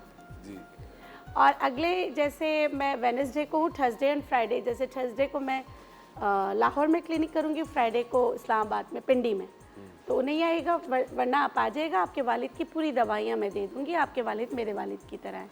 बिल्कुल। थैंक यू डॉक्टर कोई बिल्किस मसला नहीं। इस बात के लिए। और तूबा, आई एम श्योर आपको आपका जवाब मिल गया होगा। लेकिन डॉक्टर बिल्किस, आपका माशाल्लाह ये सेंस ऑफ ह्यूमर भी अच्छा है। मैं बहुत क्या सारे लोगों में ये नहीं होता, मुझे हंसी भी आती है। अच्छा, और कौन सी रेमेडी बता रही हैं आप? रेमेडीज तो तकरीबन इसकी कंप्लीट हो गई है ना, मैंने ठीक है। सारी चीज़ें अच्छा, बता दी जो घर में डॉक्टर चाहिए। बिल्किस, आप तो एक दफ़ा बता दें कि अगर किसी को नींद ना आ रही हो तो वो लैवेंडर ऑयल का इस्तेमाल करे या लैवेंडर जलाए, आई डोंट नो। नहीं, मैं बताती हूँ। लेवेंडर एसेंशियल ऑयल ना आपके घर, आप मतलब कमरे में, या आप ऐसा करें पिलो पे ना आप थोड़े से छिड़क दें, वो भी बहुत अच्छा है नींद नहीं आने के लिए। चले, बहुत सारे लोग बहुत सारी चीज़ें अफोर्ड नहीं कर सकते। सरसों का तेल तो वैसे ही घर में रखना बरकत होती है ना, सरसों का तेल होता है। सरसों के तेल से पाँव की अच्छी तरह मसाज करें। पहले पाँव को डिप करें गर्म पानी में, निकालने के बाद अच्छी तरीके से मसाज करें। अच्छा, ये शुगर पेशेंट के लिए भी बहुत अच्छा है, ब्लड प्रेशर वालों के लिए भी बहुत अच्छा है, जिनको दर्द से नींद नहीं आती उनके लिए भी बहुत अच्छा है कि आप जो है ना ये इसका मसाज करें, इससे बहुत फ़र्क पड़ेगा। अच्छा डॉक्टर बिल्किस, हमसे तबस्सुम ने पूछा, कराची में मैं रहती थी, अब मैं शादी के बाद इस्लामाबाद शिफ्ट हुई हूँ। जैसे ही सर्दी की हवा चलती है पूरी बॉडी इतनी ड्राई हो जाती है कि जगह जगह से स्किन क्रैक करना बॉडी की शुरू होती है। अंडर आर्म्स के करीब छोटे छोटे दाने निकलना शुरू हो जाते हैं और चेहरा बिल्कुल ऐसे हो जाता है जैसे पपड़ी सी जमी हुई। अच्छा, आपको मैं बता देती हूँ आपने घर में क्या करना है। आपने क्या करना है, कोकोनट ऑयल और वैसलीन, वैसलीन गरम कीजिए। जितना ग्राम आपने वैसलीन लिया है उतने ही ml में आप, जैसे 50 ग्राम आपने लिया है वैसलीन, तो 50 ml आप जो है ना कोकोनट ऑयल ले लें। बस उसको वैसलीन को गर्म करके कोकोनट ऑयल उसमें मिक्स कर लें, आपकी दवा तैयार हो गई। आपको कुछ भी नहीं करना है, आपने अपनी स्किन को हाइड्रेट रखना है। और आपने मुट्ठी भर बादाम भीगे हुए जो आपके मुट्ठी में आ जाते हैं वो आप रात को मिट्टी के प्याले में भिगो दिया करें, सुबह उसको जैसे उसका छिलका उतार के वो खा लिया करें। आपको बहुत ज़्यादा फ़र्क पड़ेगा। और पूरी सर्दियाँ यखनी पीनी है आपने, तो आप देखेंगे जो आपकी स्किन पील हो रही है और आपकी स्किन बहुत ज़्यादा ड्राई हो रही है, आप ये करेंगे इससे कदरे बेहतर हो जाएगी इंशाल्लाह। डॉक्टर बिल्किस, लेकिन अगर वो कराची में रहती थी तो कह रही बिल्कुल सही थी, इस्लामाबाद जाके एकदम से क्या हो जाता है मौसम की Environmental वजह, factor। इन्वायरमेंट जब चेंज हो जाता है तो बहुत सारी चीज़ें एग्रीवेट हो जाती है। कहीं देखिए बहुत सारे लोग ऐसे कहते हैं कि हम कराची में रहते हैं तो हमें नज़ला रहता है, लेकिन जब हम एबटाबाद चले जाते हैं हमारा नज़ला ख़त्म हो जाता सही है। बात है। तो ये मौसम भी वेरी करता है, vary इन्वायरमेंट भी, करता हाँ है, सारी चीज़ें वेरी करती हैं। अच्छा, हमारे साथ एक और कॉलर है, उनसे बात करते हैं। हेलो जी, अस्सलाम वालेकुम। वालेकुम सलाम जी, मैंने डॉक्टर बल्कीस से बात करनी है। जी, आयशा फ्रॉम पिंडी। जी आयशा फरमाइए। जी डॉक्टर साहब, मेरे 2 सवाल है। मेरी बेटी है 6 माह की, अच्छा ठीक तो है। उसके माथे पे बहुत ज्यादा लुआ था, तो अब उसकी कटिंग करवाने के लिए नाई के पास भेजा है, तो उसने ब्लेड मार दिया है। ब्लेड मार तो ब्लेड? इसका कोई हल है? मैं बहुत परेशान हूँ उसकी वजह से, क्योंकि बहुत ज्यादा था उसके माथे पे लुआ। और दूसरा मेरा सवाल ये है कि मुझे हर साल ना टाइफाइड होता है इसी मौसम में। टाइफाइड हो जाता है, हेपेटाइटिस ए हो जी। जाता है। जी टाइफाइड, बड़ा बुखार। अच्छा टाइफाइड हो जाता है, ओके टाइफाइड। जी। अच्छा ठीक है जी, इसके टाइफाइड। लिए मैंने जो है वैक्सीन जिगर भी की। करवाई है, मगर मुझे फर्क नहीं पड़ता, हर साल हो जाता है। अच्छा हर साल आपको टाइफाइड हो जाता है, तो क्या बुखार रहता है? आपको किसने बोला आपको टाइफाइड? आपने टेस्ट कराया है? जी मैं टेस्ट करवाती हूँ तो बुखार रहता है, टांगों में दर्द, बहुत ज्यादा कमजोरी। उल्टी उल्टी आती है? नहीं उल्टी नहीं आती, सिर्फ टांगों में दर्द रहता है और बुखार हो जाता है, और आप टेस्ट कराते बुखार हैं होता तो है। ठीक है। जी मैं टेस्ट करवाती हूँ तो डॉक्टर कहते हैं टाइफाइड है। अच्छा, देखिए- तकरीबन ये 4था साल है। तो आप अपना ग़िज़ा चेंज नहीं करती? मौसम बदलता है अब, ये बताएं आपको हर सर्दी में होता है टाइफाइड? नहीं गर्मी में, इस मौसम में। तो ये मौसम तो अब सर्दियों की तरफ जा रहा है ना, अगस्त में अगर हो रहा है तो। जी अगस्त में होता है। तो आप अगस्त में ऐसा क्या खाती हैं कि टाइफाइड होता है? देखिए ये एक मैं आपको नहीं बता, डॉक्टर साहब, कुछ भी नहीं, नॉर्मली जो कुछ मैं खा रही होती हूँ वही। अच्छा मैं बता देती हूँ। अच्छा देखिए कुछ लोग होते हैं ना जो से गर्म ग़िज़ाएँ खाते हैं तो उनको टाइफाइड हो जाता है। अब टाइफाइड है क्या? वो आपको गंदे पानी से भी होता है ना? तो आपको पानी का उबला हुआ पानी आपने इस्तेमाल करना है टाइफाइड में। अब अगर टाइफाइड हो गया है तो शरबत बजूरी, आपको पता है कि इस मौसम में आपको होता है, आप शरबत बजूरी इस्तेमाल करें। अब आप बोलेंगे शरबत बजूरी तो जिगर के लिए है, तो मैं टाइफाइड के लिए इस्तेमाल की। शरबत बजूरी आपके लीवर को डिटॉक्स करेगा, आपके आंतों को डिटॉक्स करेगा, आपकी किडनी को डिटॉक्स करेगा, तो इंशाल्लाह फिर आपको टाइफाइड नहीं होगा। याद रखिएगा, कुछ जिन लोगों को कहते हैं ना, कुछ लोगों को सर्दी में टाइफाइड हो जाता है, कुछ लोगों को गर्मी में हो जाता है। सर्दियों में मेरे पास बहुत सारे ऐसे हुंजा, गिलगित, चित्राल से पेशेंट आते थे जिनको सर्दियों में टाइफाइड हो जाता था। तो रीज़न ये निकला कि उनको भेड़ के गोश्त से होता है, अच्छा। क्योंकि वो सर्दियों में खाते हैं। तो फिर जब उनका भेड़ का गोश्त मैंने बंद करा दिया, फिर उनको टाइफाइड नहीं हुआ। इसीलिए मैं आपसे पूछ रही थी कि आप ऐसा क्या खाती हैं, कौन सी ऐसी ग़िज़ा है जिससे आपको ये हो जाता है। ठीक है, तो आप ये कीजिएगा, इंशाल्लाह आपको फ़र्क पड़ेगा। जैसे मैंने बताया उससे आपको फ़र्क आ जाएगा। आपने शरबत बजूरी पीना है। ठीक है। अच्छा डॉक्टर बिल्किस, ये तस्नीम ने पूछा है कराची से कि जब मैं 11 साल की थी तो मेरा एक्सीडेंट हुआ था, जिसकी वजह से मेरे घुटने के करीब स्टिचेस आए थे। अब उसका निशान नहीं जा रहा है, वो निशान कैसे जाएगा? नहीं जाएगा वो स्टिच का निशान। नहीं जाता? नहीं जाता। देखिए शुरू में जैसे आपको स्टिचेस लगे, आपके स्टिचेस ख़त्म हुए, कोई इन्फेक्शन वगैरह सब ख़त्म हुआ, डॉक्टर ने आपको क्लियर कर दिया कि बस बिल्कुल हर चीज़ सही है, उस वक्त आपने क्या करना है, मैं आपको रेमेडी बता रही हूँ। झींगा, उसमें कॉपर होता है, वो आपकी स्किन को रिपेयर करने में आपकी मदद करता है ना। इवन कि अगर जले हुए स्किन है ना, वो सही होने के बाद, जब मैंने आपको कहा कि डॉक्टर्स ने कहा सब सही हो गया है, उसके बाद आपने क्या किया, कच्चा झींगा लेकर ना उसको पहले तो सफाई उसकी करें, उसके बाद उसको सिलबट्टे पे पीस कर क्रीम की तरह लगाएं, तो वो जो है ना स्किन को बहुत अच्छा कर देता है। अच्छा डॉक्टर बिल्किस, क्या उसको जब डीवेन कर देते हैं हाँ, डीवेन तो उसके बाद उसको क्रीम बना के चेहरे पे भी लगा सकते हैं? बिल्कुल लगा सकते हैं, झींगे को? लगा कर देखिए आप। अच्छा। हाँ, बस स्मेल बर्दाश्त करनी है। यस। आप लगा डॉक्टर के बिल्किस, देखिए, आपके आपको साथ बहुत शो फर्क करके पड़ेगा। मजा आ जाता इतनी आपको पता है, जले हुए स्किन, घड़े पड़े हुए skin, uneven tone, dry skin, patchy skin, झींगा बेस्ट है। अच्छा, और डॉक्टर बिल्किस कितनी फ्रीक्वेंसी में लगाना है ये? आप देखिए, पहले आप पैच टेस्ट करें, जिसको झींगा खाने से एलर्जी है उसको लगाने से भी एलर्जी होगी, ये याद रखिएगा। उसके बाद आप डेली भी लगा सकते हैं, एवरी डे, और नहीं तो वीक में एक दफ़ा आप लगाएं एज अ कोलेजन बूस्टर, ठीक है? तो आपको बहुत फ़र्क पड़ेगा। बस स्मेल आती है, बस ये है। कोई बात नहीं। वक्त हो जाता है एक छोटे से ब्रेक का। डॉक्टर बिल्किस हमारे साथ मौजूद है, मिलते हैं आपसे ब्रेक के बाद।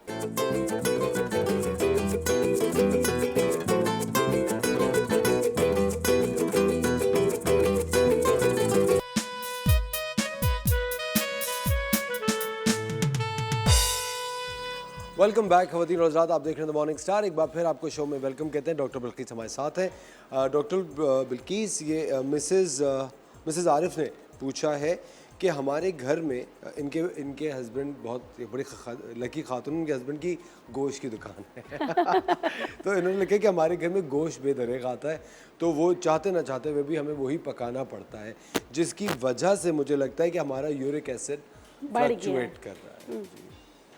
बिल्कुल, आपने नींबू पानी ज़्यादा इस्तेमाल करना है, साथ में सफ़ेद ज़ीरा 1 चम्मच 1 कप पानी में पका के ना, जैसे सुबह खाली पेट आप सब लोग पीजिए। और ना चाहते हुए भी देखिए, प्यूरिन अगर बढ़ गया है जो आपके यूरिक एसिड को बढ़ा रहा है, तो प्लीज़ आप गोश्त ना खाएं।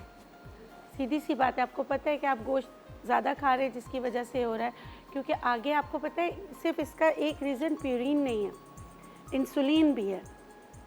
और फिर जो है ना, ये गुर्दे को ख़राब कर देगा, आपके पाँव में सूजन आ जाएगी। यूरिक एसिड पे हमने यहीं पर पूरा एक प्रोग्राम किया है, आप वो भी देख लीजिए, मेरे यूट्यूब चैनल पर भी है, वो भी देख लीजिए। लेकिन परहेज़ ज़रूर कीजिए और एहतियात भी कीजिए। हर चीज़ की ज़्यादती जो है ना, वो ख़राब होती है। कुछ वक्त के लिए सही आप छोड़ दीजिए। और जो बहुत ज़्यादा गोश्त खाने के शौकीन होते हैं, तो उनको लेमन वाटर और साथ में सफ़ेद ज़ीरा ज़रूर इस्तेमाल करना चाहिए। उससे कदरे कुछ माइनस हो जाएगा। अच्छा, यही हो सकता है। हमारे साथ सना है कराची से। जी अस्सलाम वालेकुम सना। जी वालेकुम अस्सलाम। मेरे 2 सवाल आते हैं डॉक्टर साहिबा से। एक तो मैंने जी ये पूछना है कि ये पीरियड से कितने दिन के बाद अल्ट्रासाउंड लड़कियों को करवाना चाहिए, देखने के लिए कि अगर खुदा न खास्ता कोई सिस्ट या स्वेलिंग किस वजह से हो रही है, तो वो ज़रा करेक्ट डेज डॉक्टर साहिबा को कहें प्लीज़, ज़रा वो बता दीजिए। और दूसरा मैंने ये पूछना है कि क्या कहते हैं, मेरी वालदा को अक्सर चक्कर आ रहे होते हैं, जैसे काम वगैरह करते हुए या ऐसे खड़ी हुई होती हैं तो चक्कर आ रहे होते हैं, उसका कोई सोल्यूशन काइंडली बता दें। अच्छा, वालदा के लिए मशरूम्स का इस्तेमाल ज़्यादा करें और लाल लाल चीज़ों का इस्तेमाल करें, ठीक है? तो उससे इंशाल्लाह इनका फ़र्क पड़ेगा।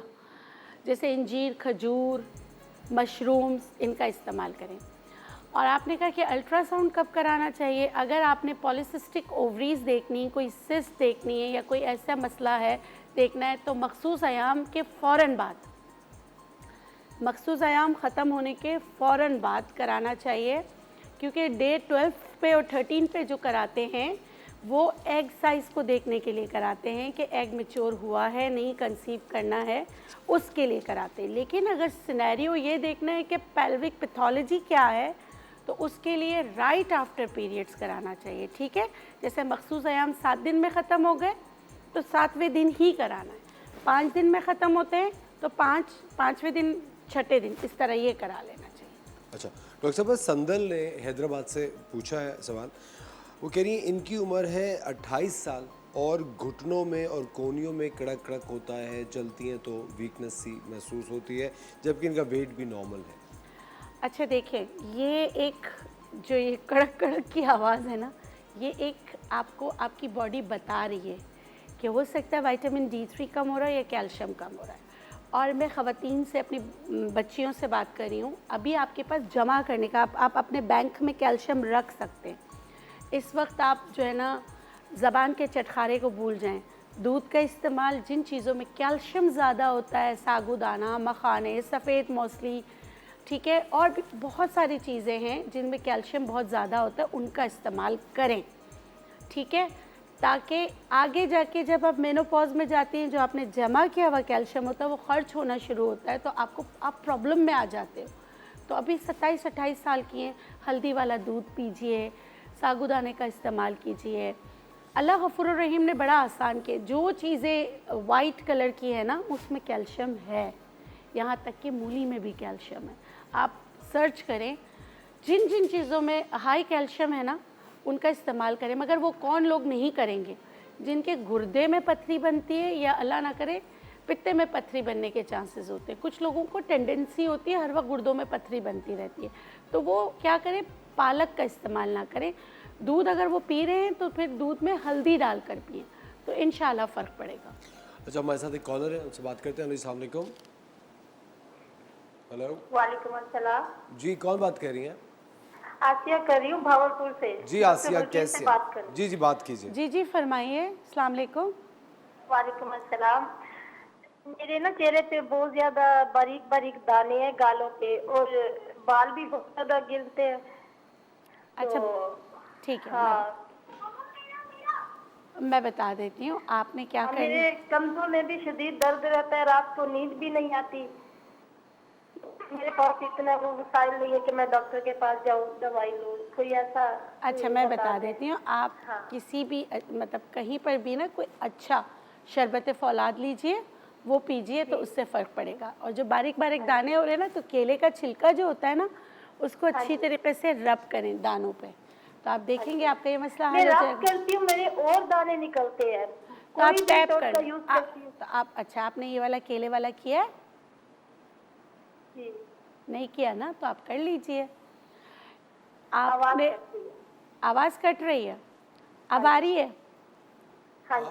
आपको आप टीवी खोल लीजिए, आपको टीवी पे जवाब सुन लीजिए आसिया, ठीक है जी डॉक्टर बलकीस। जी मैं बता देती हूँ आपने क्या करना है। आपने केले का छिलका लेके ना, आप कह रही है कि मैंने कहा कि इफेक्टेड एरिया पे रब कर लीजिए, आप कह रही हैं कि मैं कोई भी चीज़ रब करती हूँ तो दाने ज़्यादा हो जाते, तो आप टैप कर लीजिए ऐसे ऐसे करके ना, रब नहीं कीजिए, तो इंशाल्लाह इससे फ़र्क पड़ेगा।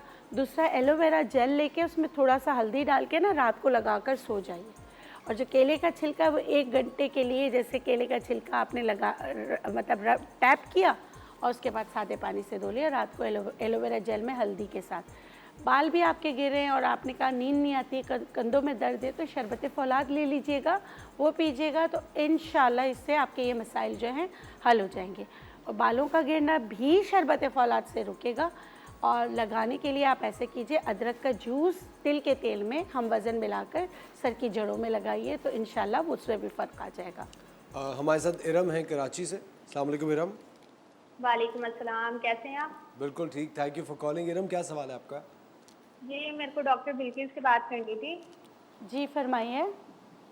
डॉक्टर साहिबा, मैंने जो ना आपसे थोड़ी सी इंफॉर्मेशन लेनी थी। मुझे किसी ने बताया था ये मखोदाना, लेमन ग्लास और ना ऊँट कटारा, ये आप मुझे प्लीज़ बताएं कि ना ये क्या मतलब इसके फ़ायदे हैं और ये किस चीज़ के लिए इस्तेमाल होते हैं और क्या नुकसान है। और दूसरा सवाल मेरा ये था, मेरे शौहर है ना, तो उनको जैसे हिप की जो हड्डी होती है ना, वहाँ से लेके पूरे पाँव में दर्द होता है और 1 साल हो गया उनके दर्द को।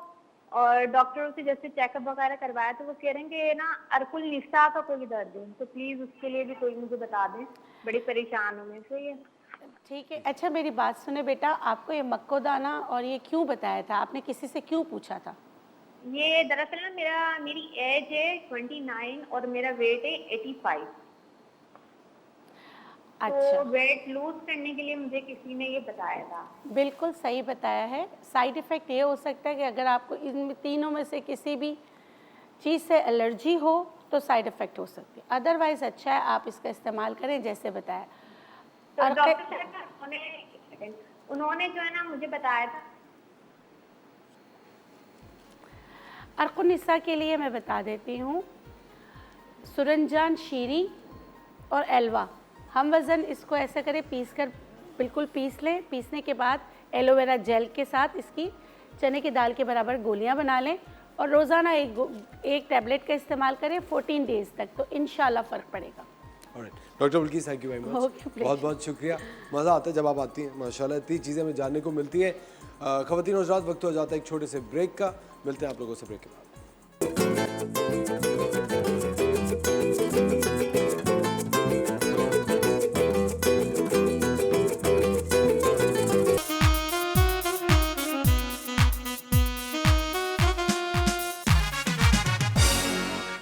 Welcome back. टीवी वन ने हमेशा आप तक पहुंचाई है क्वालिटी एंटरटेनमेंट और आज रात 8 बजे आप देखेंगे शहर की रातें, जो कि हमारी एक बहुत ही मशहूर सीरीज़ है। उसमें एक बहुत ही शानदार प्ले देखेंगे जिसका नाम है सड़कज़ादे। चलिए चले इसका ट्रेलर देखते हैं।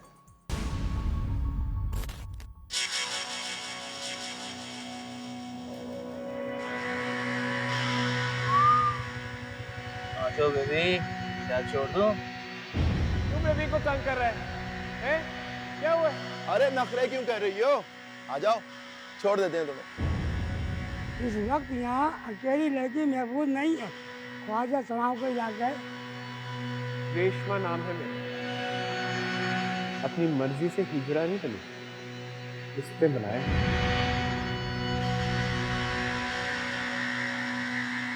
बस कर, आखिरी स्टेशन से पहले ना उठाना। ये गाड़ी क्यों रोकी है? बता देते हैं बीबी, गाड़ी क्यों रोकी है।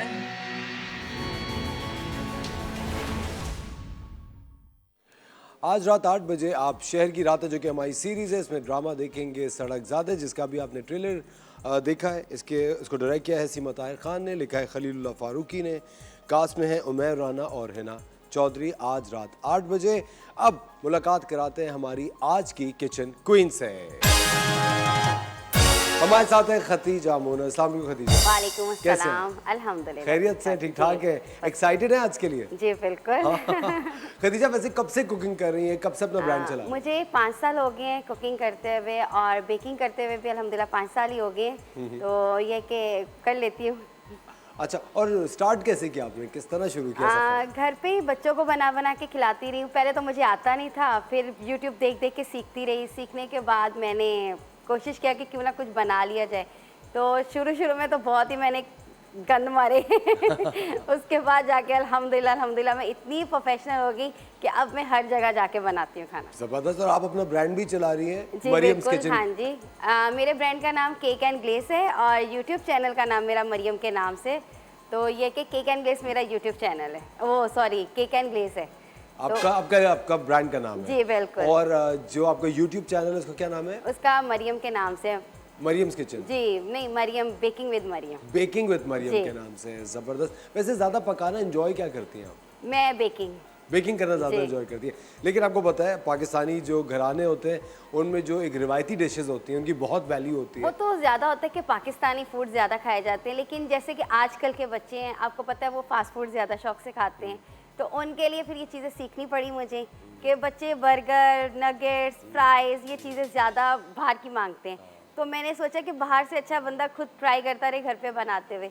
तो ये कि मैं बनाती रही। तो मुझे लगता है कि जो होम शेफ्स होते हैं वो ज़्यादातर मेरे ख्याल से एक खाने की क्वालिटी को बहुत प्रेफर करते हैं, प्रायोरिटी देते हैं कि क्वालिटी अच्छी रहे। जैसे घर का खाना होता है, डॉक्टर्स भी कहते हैं कि आप घर का खाना खाएं, सेहत अच्छी रहेगी। मैं भी यही कहती हूँ। मेरे बच्चे बाहर खाने जाते हुए कहती इससे अच्छा आप घर का खाओ। आपको पता है कि मैं बना रही हूँ, अपने हाथ से बना रही हूँ, किस तरह के इंग्रेडिएंट्स मैं डाल रही हूँ मुझे पता है। अब बाहर हमें नहीं पता है कैसे बनाया जा रहा है, किस तरह की चीज़ें डाली जाती हैं। खाने में तो टेस्ट होता ही है, लेकिन वो बनाते कैसे, नो आइडिया। सुनिए, आपने सीखा किससे खाना पकाना? मैंने किसी से भी नहीं, खुद ही कर करके? जी, यूट्यूब से। फिर मेरी सास बहुत अच्छा बनाती थी, उनको देखा देखी फिर मैंने सीख लिया। जबरदस्त। और आज आप क्या बना रही है? आज मैं चिकन बोनलेस मखनी हांडी बना रही हूँ। चिकन बोनलेस मखनी हांडी, भाई तालियां होनी चाहिए पहले ही। जबरदस्त। जी प्लीज स्टार्ट कीजिए। जी बिल्कुल। आज हम बना रहे चिकन बोनलेस मखनी हांडी। तो सबसे पहले मैं इंग्रेडिएंट्स बता देती हूँ। यहाँ मेरे पास है ग्रीन चिली की पेस्ट है। ये मैंने 3 से 4 ग्रीन चिली ली थी, इनको मैंने अच्छी तरह से ग्राइंड कर लिया था। तो ये हम 1 टेबलस्पून भर के डालेंगे। नमक होगा 1 टीस्पून। इस पर अदरक लहसुन की पेस्ट होगी 1 टीस्पून। काली मिर्च होगी 1 टीस्पून। धनिया पाउडर होगा 1 टेबलस्पून। ज़ीरा पाउडर होगा 1 टीस्पून। गरम मसाला होगा 1 टेबलस्पून। इसमें क्रीम ऐड की जाएगी 2 से 3 टेबलस्पून की जाएगी। आप कोई सी भी क्रीम ले लीजिए, किसी भी ब्रांड की। तो इसमें आप 3 टेबलस्पून क्रीम ऐड कर दीजिएगा। 1 कप हम इसमें भर के दही ऐड करेंगे। दही को अच्छी तरह से आपने फेंटना है, इसमें एक भी लम्स नहीं होना चाहिए। तो ये आप इसमें ऐड कीजिएगा। ऑयल हम लेंगे 3 टेबलस्पून और इसी के अंदर हम बटर ऐड करेंगे 1 टेबलस्पून। ठीक है। और चिकन है हमारे पास 500 ग्राम। गार्निशिंग के लिए हम डालेंगे धनिया, हरी मिर्चें, अदरक और साथ में हम डालेंगे कसूरी मेथी। तो चलिए रेसिपी स्टार्ट करते हैं। सबसे पहले हम लोग मैरिनेशन कर लेते हैं। ग्रीन चिली ले लेंगे, अदरक लहसुन की पेस्ट ले लेंगे, ब्लैक पेपर ले लेंगे 1 टीस्पून, नमक ले लेंगे 1 टीस्पून। नमक कम ही रखिएगा क्योंकि हमने क्रीम भी ऐड करनी है, उसमें भी थोड़ा सॉल्ट होता है, तो हम कम यूज़ करेंगे। और हमने बटर भी यूज़ करना है, उसमें भी सॉल्ट होता है। तो हम इसमें डाल देंगे धनिया पाउडर 1 टेबलस्पून, ज़ीरा पाउडर डाल देंगे 1 टीस्पून, गरम मसाला डाल देंगे 1 टीस्पून। ठीक है, अब इनको अच्छी तरह से मिक्स कर लेंगे। अच्छा, वैसे तो ये जो मैं आपको मैरिनेशन बता रही हूँ, इसको आप तकरीबन आधे से पौना घंटा रख सकते हैं, लेकिन यहाँ मुझे झटपट बनानी है तो मैं इसलिए स्टार्ट कर दूँगी बनाना। आप इसको अगर घर पे ट्राई करेंगे तो आप इसको आधा घंटा फ्रिज में रख दीजिएगा, तो ये कि इसका मैरिनेशन और भी अच्छा हो जाएगा।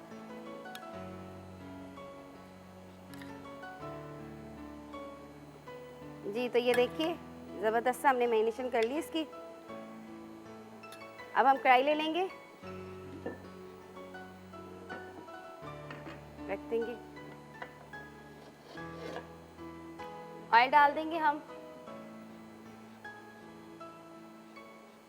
ठीक है, और ऑयल के साथ ही हम बटर डाल देंगे। अच्छा, बटर मैं इसीलिए पहले नहीं डालती क्योंकि बटर जो है वो अगर आप डालेंगे तो बटर जल जाता है, तो ये ऑयल के साथ लाजमी डालना होता है कि इससे ऑयल हमारा बटर है जो जलेगा नहीं।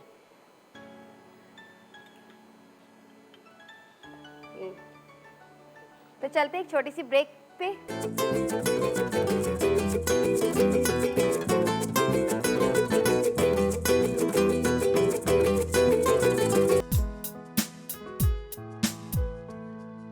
नहीं देखी तुमने कब? वेलकम बैक जी, आगे हम ब्रेक से वापस। तो चलिए स्टार्ट करते हैं। मैंने पैन में बटर और ऑयल डाल दिया था, तो अब हम इसको रख देते हैं चूल्हे पे वापस।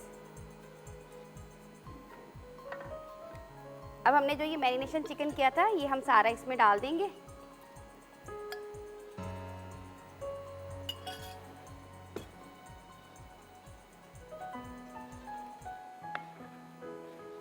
और इसे हम अच्छी तरह से पकाएंगे, जैसे कि इसका कलर भी चेंज हो जाएगा और ये थोड़ा सा फ्राई भी हो जाएगा। अच्छा, इसकी आग तेज़ ही रखिएगा, हल्की आंच नहीं करिएगा, क्योंकि ये बोनलेस चिकन है, ये तो फटाफट ही बन जाती है, इसमें इतना टाइम नहीं लगता। बस ये है कि थोड़ा सा इस पर टाइम लगता है कि इसकी कुकिंग अच्छी होनी चाहिए, कच्चापन ना रहे बस।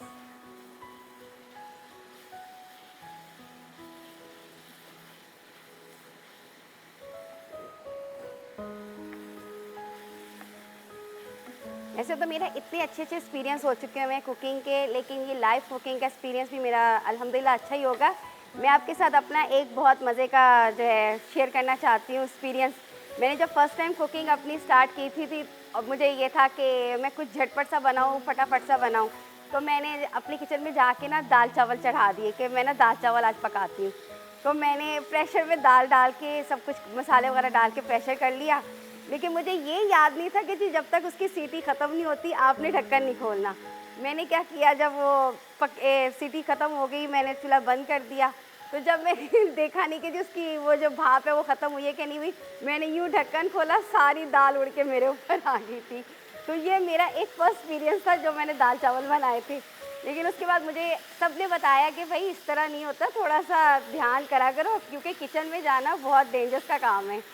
तो ख़ास तौर पे जब हम लोग प्रेशर का इस्तेमाल करते हैं वो तो कुछ ज़्यादा ही डेंजर है। तो मेरे साथ तो पहला एक्सपीरियंस ही यही हो गया था जी। तो ये देखिए चिकन हमारी सौते हो चुकी है। अब इसको थोड़ा सा हल्का करेंगे और हम इसमें डाल देंगे दही। दही को अच्छी तरह से आपने फेंटना है, बिल्कुल भी इसमें लम्स नहीं होना चाहिए, क्रीमी सा दही होना चाहिए आपका, क्योंकि अगर हम लम्स वाला दही इसमें डालेंगे तो वो थोड़े थोड़े से ना वो बीच में चंक्स नज़र आते हैं, तो वो आपने बिल्कुल नहीं करना। और एक और मैं आपको टिप्स देती हूँ, जब हम दही डालते हैं ना कढ़ाई में या किसी भी चीज़ में, आप चूल्हे से हटा के डालिएगा, नहीं तो आपका दही जो है वो फटना शुरू हो जाएगा।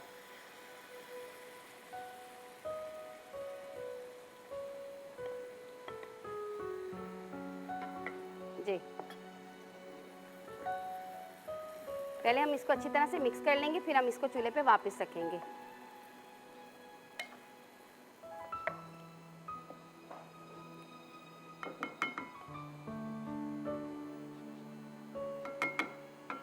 अब हम इसको 5 मिनट के लिए रख देंगे दम पे। ये कि इसने दही ने अपना पानी भी छोड़ना है, तो हम इसको 5 मिनट के लिए कवर अप करके रख देते हैं। 5 मिनट के बाद देखेंगे इसकी लुक हम।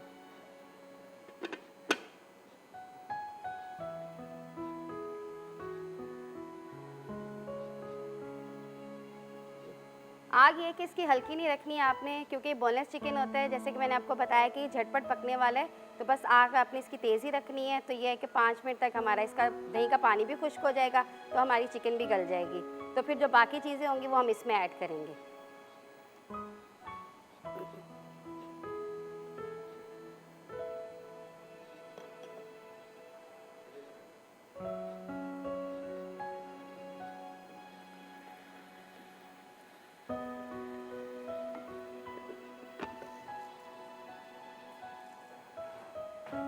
कहाँ तक पहुंची हांडी? बस जी कंप्लीट हो रही है। खुशबू तो बहुत अच्छी आ रही है। Thank you so much. बहुत ही जबरदस्त। लेकिन मुझे आपसे एक शिकायत है। जी जी बोले, किस बात की? रोटियां कहाँ हैं? ओहो, देखिए ये एक फितरत होती है इंसान की कि कुछ भी दूसरा शख्स कर ले, कोई ना कोई मीम मेक तो निकालना ही होता है। बिल्कुल सही बात है, और ये आपने बिल्कुल सही कहा, वाकई होती है। ये नहीं कि आप ये देख रहे हैं कि मैं हांडी बना रही हूँ, लेकिन आपको रोटी याद आ गई है। अब आप ये भी कह सकती थी रोटी आप खुद ले आते। हाँ, है ना? वो तो भाई आप खुद बाजार से लेकर आए, पराठे लेकर, बल्कि इसके साथ तो पराठे ज्यादा अच्छे लगेंगे। सही बताया, वैसे बात तो आपने मेरे मुंह की बात छीन ली है। मुझे पता है मीठे में क्या क्या बना लेती हैं? मीठे में बहुत कुछ बना लेती हूँ, केक्स बनाती हूँ, ब्राउनी बनाती हूँ, नगेट्स क्या कहते हैं, चोको चिप्स बना लेती हूँ, काफी चीजें अल्हम्दुलिल्लाह बना लेती हूँ। अच्छा सुनिए, कभी ऐसा हुआ है आपके साथ कि आपने कोई अच्छी हांडी है, कुछ भी आप खाना पकाने के लिए रखा हो, फिर किसी सहेली का फोन आ गया हो और आप फोन पे लग गई हो और खाना जल गया हो, ऐसा हुआ है? मेरे साथ ना काफी टाइम बाद हो गए, काफी टाइम बाद। मेरी फ्रेंड का फोन आया तो मैंने ना कढ़ाई रखी हुई थी, अब उसको हल्की आंच पे रखना था और काफी देर फ्रेंड से बात करती रही, इतना याद नहीं कि कढ़ाई में पानी नहीं होता, बहन उसको बंद तो कर ले जाके चूल्हे को। बातें करते करते मैं कह रही हूँ यार कुछ जलने की स्मेल आ रही है, वो कहती है बहन तूने कुछ रखा था? मैंने कहा नहीं मैंने क्या रखना है। फिर मैंने कहा हाँ मैंने कढ़ाई रखी हुई थी, तो जब मैंने उठा के देखा तो काम तमाम हो गया। अगर देखे दो सहेलियां सास की बुराई करेंगी फोन पे तो कढ़ाई तो जल जाएगी। ये तो होगा। नहीं, लेकिन मैं सास की बुराई नहीं कर रही थी, हम अपने काम की बातें करते हैं। अच्छा, वो क्या है? भाई देखिए हमारे बहुत से काम होते हैं, जरूरी थोड़ी है कि हम बुराई करेंगे। लेकिन पता है ये बहुत दफा जितने भी अच्छे शेफ्स होते हैं ना, उनमें कभी ना कभी कोई ना कोई डिश जलाई जरूर होती है। बिल्कुल सही बात है। कोई ना कोई। देखिए भाई हम भी फिर ऐसे नहीं ना शेफ बने, जब तक हमने जलाया नहीं हम शेफ नहीं बने। वैसे खदीजा मुझे एक बात बता, जब शादी हुई थी आपकी तो उसके बाद किचन में जब पहली दफा जाते हैं तो वो ऑफ कोर्स पूरी ससुराल एक्सपेक्ट करती है कि आप कुछ ना कुछ पकाएंगी बनाएंगी, तो पहले आपने कहा आपको पहले खाना पकाना नहीं आता था। बिल्कुल नहीं आता तो था। वो आपने सिचुएशन कैसे हैंडल की? मेरी सास को पता था कि मुझे खाना बनाना नहीं आता, इसलिए उन्होंने मुझे कहा ही नहीं था। उन्होंने बोला इससे अच्छा कि ये कुछ जला के लेकर आ जाए, इससे अच्छा हम खुद ही बना लेते हैं। लेकिन मुझे शौक चढ़ गया था उनको देखा देखी, मैंने कहा नहीं अम्मी मैं खुद बनाऊंगी, आप फिक्र नहीं करें। बस मैंने आपको बताया दाल चावल फर्स्ट टाइम ही बनाने गई थी। अच्छा जी, पहली डिश आपने ससुराल में बनाई वो दाल चावल? वो दाल चावल थे। और अच्छे बन गए थे? हाँ ना, फट गए थे। भाई सच्चाई के फुल मार्क्स हैं वैसे। बहुत ही अच्छी खुशबू आ रही है। थैंक यू जी, थैंक यू। अब ये देखिए इसका पानी जैसे कि हल्का सा हो गया ना, तो बस इसको 2 मिनट और रखेंगे, फिर ऑयल आ जाएगा, फिर हम दोबारा जो बाकी इंग्रेडिएंट्स होंगे वो ऐड करेंगे इसमें। अच्छा, और वो क्या ऐड करेंगे? हम इसमें क्या नाम है कसूरी मेथी ऐड करेंगे, गरम मसाला ऐड करेंगे, और क्या नाम है क्रीम ऐड करेंगे, और गार्निशिंग पे ये ऐड कर देंगे धनिया, हरी मिर्ची और अदरक। अच्छा जबरदस्त। लेकिन अभी इसको और हम थोड़ी देर जी बिल्कुल 2-3 मिनट और लगेंगे बस। 2-3 मिनट इसको और जी, पकने के लिए देंगे। अच्छा, कोई ऐसी आपकी फेवरेट इंग्रेडिएंट है जो आपको लगता है कि हर डिश में डालें तो वो डिश का जायका अलग हो जाता है? जैसे कुछ लोग हैं हर खाने के साथ लीमू जरूर खाते हैं। नहीं, मैं कहती हूँ कि कलौंजी डालें। कलौंजी जो है वो बहुत ही ज़बरदस्त होती है खाने में, और आपको पता है वो डालना भी सुन्नत है। कलौंजी डालते हुए आप दुरुशी पढ़ लें लाजमी, तो वो आप ऐड करें, उससे आपका खाना और मज़े का बन जाएगा और बरकत भी होती है। जी बिल्कुल। अच्छा, जब आप ऑर्डर्स ले रही होती हैं खाना पकाने के, मतलब जो आपको लोग फोन करके आपके ब्रांड पे ऑर्डर्स दे रहे होते हैं, कभी कोई ऐसी चीज़ है कि आपको ऑर्डर मिला हो और उस दिन आपको वो पकाने का दिल ना चाह रहा हो? पर भाई देखिए इंसान है, कभी मूड नहीं होता। मैं सच्ची बात बताऊं तो कल मुझे केक का ऑर्डर मिला हुआ था, लेकिन मेरा बिल्कुल भी दिल नहीं था बनाने का, क्योंकि मैं इतनी थकी हुई थी। मैंने सोचा कि मैं मना कर दूं कि मैं ना बनाऊं, लेकिन फिर मैंने कहा नहीं यार, अब उनका दिल है, उन्होंने मुझे ही कॉल करके बोला कि नहीं आप केक दे दीजिएगा, चाहे तो देर रात दीजिएगा लेकिन आप ही दें। फिर मैंने ये बना ही दिया, लेकिन बस बन गया। अच्छा नहीं बना? नहीं अल्हम्दुलिल्लाह, तारीफ भी आई है। अच्छा, तारीफ जी बिल्कुल। रमजानों में तो बहुत ऑर्डर्स आते होंगे जी, फ्रोजन के बहुत आते हैं, फ्रोजन के आ जाते हैं, जैसे कि मैं समोसे वगैरह बनाती हूँ, रोल बनाती हूँ, इन चीज़ों के बहुत ऑर्डर्स आते हैं। अच्छा, और रमज़ान में इफ्तारी वगैरह में आई थिंक चाट बहुत चलता है। बहुत ज़्यादा चलती है और ज़्यादातर तो क्रीम चाट चलती है। ज़बरदस्त। ख़वातीन और हज़रात, वक्त हो जाते एक छोटे से ब्रेक का। खदीजा मोनस यहाँ बना रही हैं चिकन क्रीम हांडी, नहीं चिकन मखनी हांडी, चिकन बोनलेस मखनी हाँ। हांडी, यानी सही बताया मैंने। जी। वक्त हो जाता है एक ब्रेक का, मिलते हैं आपसे ब्रेक के बाद।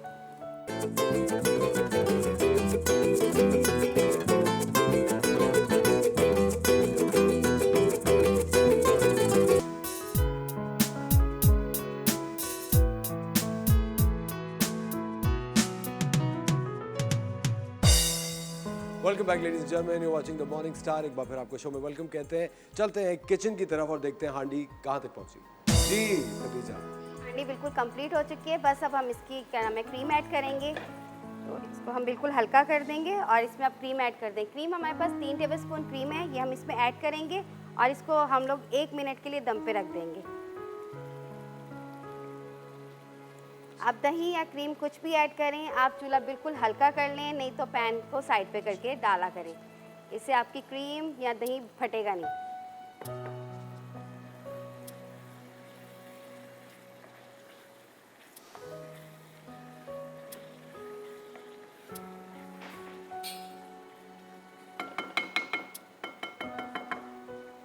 जी तो ये देखिए ये हमारी बिल्कुल डन हो चुकी है। अब इसमें हम तमाम जो वो हैं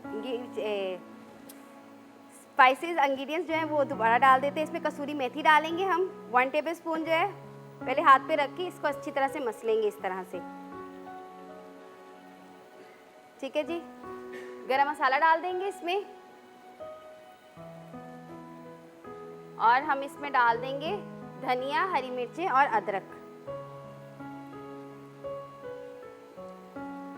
प्लीज ऊपर से थोड़ा सा मक्खन भी डाल दें। जी जी, आपको वो पता है लास्ट मैं में जाएगा। आप फिक्र नहीं करें, आपको मक्खन खिलाएंगे हम। आपको मक्खन नहीं लगाएंगे तो हम दोबारा कैसे आएंगे?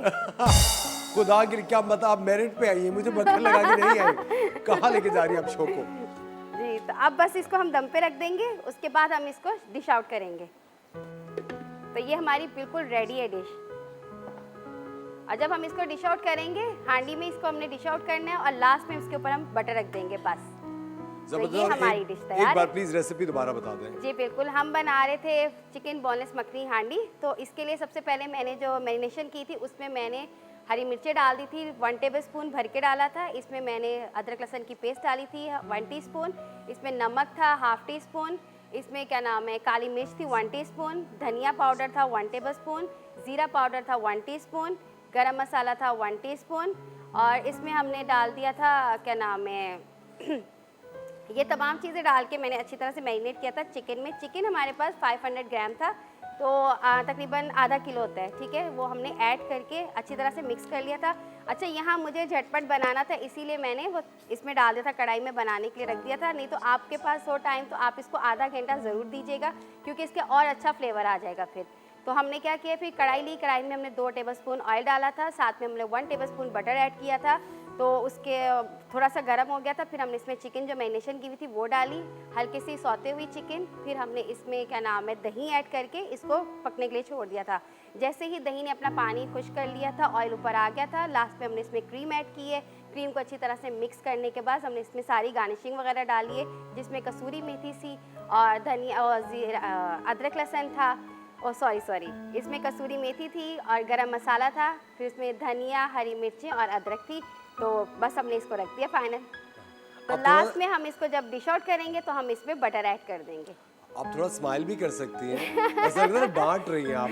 कसूरी मेथी और अदरक और लहसुन। टीचर हो ना, तो पूरा सही क्लियर बताने के बाद बंदा स्माइल करता है। नहीं आप फिर ये कहेंगे कि यार ये तो हंस रही है, बता क्या रही है। तो मैंने पूरी डिश बताने के बाद स्माइल दे दी अपनी। अच्छा, टीचर की जब बात कर रही हैं इस वक्त खदीजा, मैं आपको बताऊं ख़वातीन और हज़रात, अभी थोड़े दिन पहले मैं अपनी फैमिली के अंदर था, तो मेरी फैमिली के अंदर मेरे नेफ्यू नीसेस कह रहे थे कि वो our teacher took us to a really nice place. और मैंने कहा अच्छा कहाँ टीचर लेके गई थी? तो टीचर और बच्चों को आजकल लेके जा रही हैं एक बहुत ही ज़बरदस्त जगह, द मैग्निफिसेंट, और उसके बारे में आज TDF से हमारे साथ हैं हिना तजानी एंड हिबा ज़ुबैरी। अस्सलाम वालेकुम, कैसे हैं आप? सबसे पहले तो बहुत शुक्रिया आने के लिए शो पे, और दूसरी बात है कि I think magnificent is actually magnificent, it's superb. ये कॉन्सेप्ट किसका था? सबसे पहले तो मुझे पता है। ये कॉन्सेप्ट जो है वो सबरीना दाऊद का था और हमने स्टार्ट कोई 7 साल पहले ये पूरा किया था कि हमने दाऊद पब्लिक स्कूल में ना एग्जीबिशंस किए थे 2016 और 17 में। वो बहुत अमेजिंग रहे।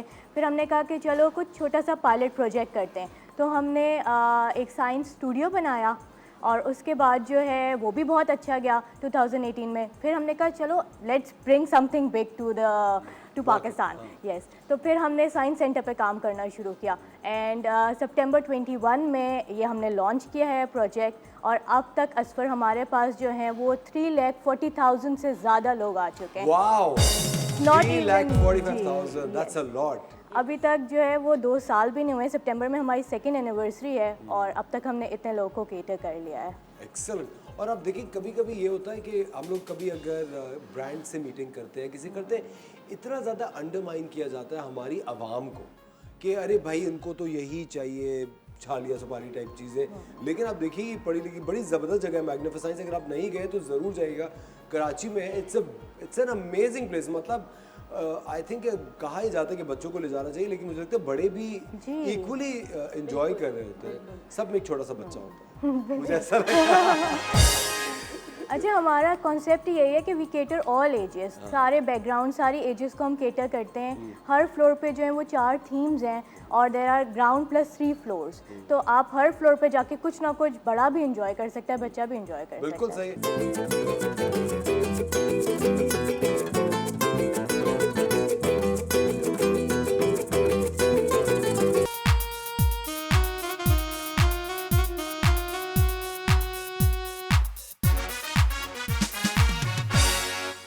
वेलकम बैक खवातीन और हज़रात, आप देख रहे हैं द मॉर्निंग स्टार। एक बार फिर आपको शो में वेलकम कहते हैं। आज हम बात कर रहे हैं TDF के मैग्निफिसेंस पे।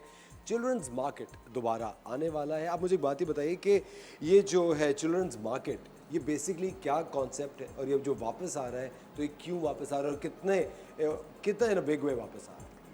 चिल्ड्रंस मार्केट बेसिकली हम चाहते हैं कि बच्चों के पास हर स्किल्स होनी चाहिए। तो इसके पीछे कॉन्सेप्ट जो है वो ये था कि बच्चों को एंटरप्रेन्योरशिप स्किल्स आएँ, उनकी जो है वो प्रॉब्लम सॉल्विंग कर सकें, ख़रीदो फरोख्त कैसे करना है, पब्लिक डीलिंग कैसे है। सो हर तरह के कॉन्सेप्ट को लेके चिल्ड्रन मार्केट आया है, जिसमें बच्चे अपने स्टॉल्स खुद लेकर आते हैं। लाइक हम उन्हें अपने सेटअप प्रोवाइड करते हैं, बट उसमें अपनी जो प्रोडक्ट्स है वो खुद लाते हैं। It can be art and crafts, it can be food items, it can be games. हर तरह की चीज़ वो अपनी पसंद से, जिसमें वो खुद इंटरेस्टेड हैं, वो लेकर आते हैं उसको। और बच्चे जो है वो पेरेंट्स उनके साथ होते हैं, उनके सिबलिंग्स उनके साथ होते हैं, बट पेरेंट्स को जो है सिर्फ अलाउ हम करते हैं कि वो उनके ऊपर नज़र रख सकें, मॉनिटर कर सकें, बिल्कुल मॉनिटर कर सकें। और अदरवाइज जो है वो बच्चों का खुद अपना सारी डीलिंग होती है, पूरा वो खुद उसको करते हैं। अच्छा, मुझे एक बात बताइए, किस एज ग्रुप के बच्चों को ये केटर करता है चिल्ड्रंस मार्केट? 7 to 16 ईयर्स के लिए, 7 to 17, 16 ईयर्स के लिए हमने रखा हुआ है, बिकॉज दैट्स द एज। हमारा जो इनिशियल पायलट प्रोजेक्ट था ये फरवरी में, उसमें हमने 10 to 16 स्टार्ट किया था, बट इतनी ज़्यादा डिमांड आई थी कि पेरेंट्स जो है वो अपने छोटे बच्चों को भी इन्वॉल्व करना चाह रहे थे उसमें, तो हमें जो है उसको लेके जाना पड़ा काफ़ी पीछे। So we started off with 7 to 16 years और अब माशाल्लाह इस दफ़ा फिर हम फुल इन डिमांड हैं। लास्ट टाइम हमारा थिंकिंग प्रोसेस था कि हम 8-10 स्टॉल शायद मुश्किल से लगा सकेंगे, फिर वो बढ़ते गया और 60 stalls per day. Wow, 60 stalls per day. Then moving to second day as well.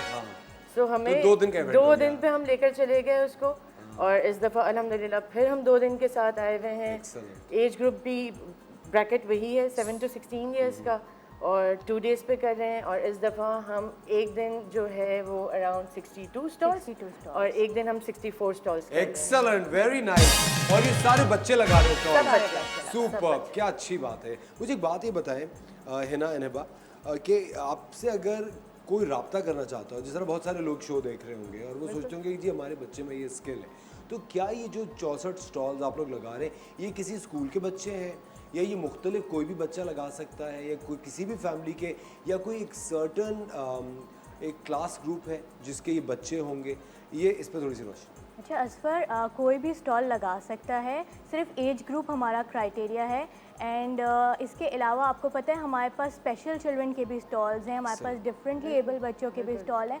So we cater all ages and all background, तो सब लोग लगा रहे हैं, कोई स्कूल नहीं आ रहा, कोई अपने कजन्स के साथ स्टॉल लगा रहा है, कोई अपने फ्रेंड्स के साथ लगा रहा है। तो बच्चे खुद ही अपना बिजनेस प्लान लेकर आएँ, वो वहाँ पे खुद ही डेकोरेट भी करेंगे अपना स्टॉल, और आप लोगों के साथ, ऑडियंस के साथ अपने आप की प्रमोशन भी करेंगे कि आओ मेरी चीज़ें लो।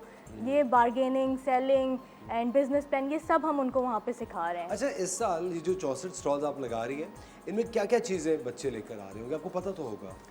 जी, गेम स्टॉल्स भी हैं, फूड आइटम्स हैं, बेकरी आइटम्स हैं, आर्ट एंड क्राफ्ट है, रीसेलिंग ऑफ ओल्ड आइटम्स हैं, तो वो जूसेस हैं, इस तरह की सारी चीज़ें बच्चे अपने खुद थॉट से आते हैं। बिकॉज हमारा कॉन्सेप्ट ये होता है कि जिसमें बच्चे का अपना इंटरेस्ट हो, राइट? ये ना हो कि पेरेंट्स पुश कर रहे हैं या हम कर रहे हैं कि नहीं यही स्पेसिफिक है। बिल्कुल ओपन होता है, जिसने जो स्टॉल लगाना हो, जिसकी अपनी खुशी हो। हैंडमेड हो सकता है, होम मेड हो सकता है, मार्केट मेड हो सकता है। एक्सेलेंट। अच्छा मुझे एक बात बताइए, एक ज़ाती सवाल है आप दोनों से। हम लोग जब बड़े हो रहे थे, हम तीनों, एक पेरेंट्स का बहुत ज़्यादा इन्फ्लुएंस है कि देखो ये पढ़ना है और ये करियर पाथ चूज़ करना है। आपको लगता है कि आजकल के जो बच्चे हैं, जो अभी जो ये जो 64 बच्चे स्टॉल लगाएंगे 7 से 16 साल के, आपको लगता है कि ये आगे चल के अपने डिसीजंस खुद लेंगे, अपना करियर खुद चूज़ करेंगे? आज भी आपको लगता है कि पेरेंट्स जो है वो इन्फ्लुएंस करते हैं बच्चों के करियर चॉइसेस को? असफर, अब जो बच्चे हैं वो तो अपने हिसाब से ही चलते हैं और उनमें इतना ज़्यादा कॉन्फिडेंस है जो हम में उस वक्त नहीं होता था, और उनके पास इतने अमेजिंग आइडियाज़ हैं कि हम ना जूनियर इंटर्नशिप भी करते हैं और वो बच्चे इतने अमेजिंग आइडियाज़ लेकर आते हैं, और यही एज ग्रुप होता है उसका, और वो हमारे प्रोजेक्ट्स के लिए इतने अमेजिंग आइडियाज़ लाते हैं कि हम खुद हैरान होते हैं कि भाई ये इतना सा बच्चा सोच सकता है। तो देखिए, कब अल्लामा इकबाल ने कहा था, खिरत को गुलामी से आज़ाद कर, जवानों को पीरों का उस्ताद कर। ये कितनी सही बात है। आई थिंक ये जो नए माइंड्स होते हैं, ये नई थॉट लेकर आते हैं, एक फ्रेशनेस लेकर आते हैं, और इसी तरह हर इंडस्ट्री, हर मुल्क फ्लरिश करता है। अच्छा, कभी ऐसा हुआ है, क्योंकि देखिए चूँकि बच्चे हैं और ऑफ कोर्स एक कंपटीशन बच्चों में होता है, कभी कोई ऐसा हुआ कि बच्चों में झगड़ा हो गया? हाँ नहीं, ऐसा हो सकता है। हाँ, आप तो बहुत झगड़ती हैं, तो मुझे पता है, लेकिन छोड़, आपको इंटरेस्टिंगली एक बात बताती हूँ, शेयर करती हूँ, विच आप समझ लें वो हिबा की बात का कंटिन्यूएशन भी है और आपके बात का जवाब भी आ जाएगा। लास्ट चिल्ड्रन मार्केट में जो हमने फेस किया था, जब इवेंट एंड होने जा रहा था, राइट, 7 o'clock का टाइम होता है जहाँ पे एंड हो जाता है, थोड़ा डार्क भी हो जाता है, तो ऑफ कोर्स पेरेंट्स को वापस घर जाना है। तो उस टाइम पे कुछ बच्चों के पास जो अपनी चीज़ें रह गई थी, वो अपने आइडियाज़ से ये करके आए थे कि उन्होंने अपनी चीज़ों को डिश आउट किया था, और दे स्टार्टेड रोमिंग कि बाय 1 get 1 फ्री। उसको देख के दूसरे ने स्टार्ट किया buy 2 get 1 free, buy 3, you know, वो कॉन्सेप्ट बिल्कुल। और आफ्टर 10-15 मिनट्स जो उन्हें पता था कि अब ये तो बिल्कुल ही लेफ्ट ओवर है, वो फ्री में डिस्ट्रीब्यूट होना शुरू हुआ, और ये आउट ऑफ कंपटीशन आया था बच्चों में।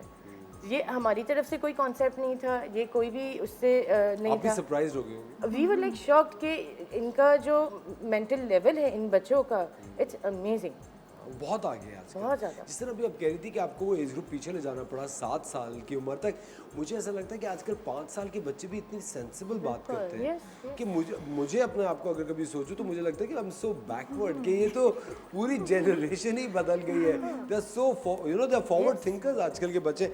अच्छा, सबसे काम की बात, टिकट कितने का है, इवेंट कब होगा और कहाँ होगा, और टिकट मिलेगा कैसे?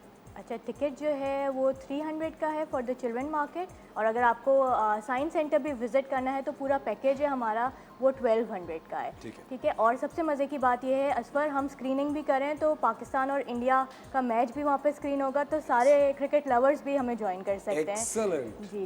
एंड टाइमिंग्स हैं हमारी 3 PM to 7 PM, और सैटरडे और संडे के दिन ये इवेंट है। इस सैटरडे सेकंड एंड थर्ड। जबरदस्त। तो ये वीकेंड तो फुल थ्रॉटल आप एंजॉय कर सकते हैं।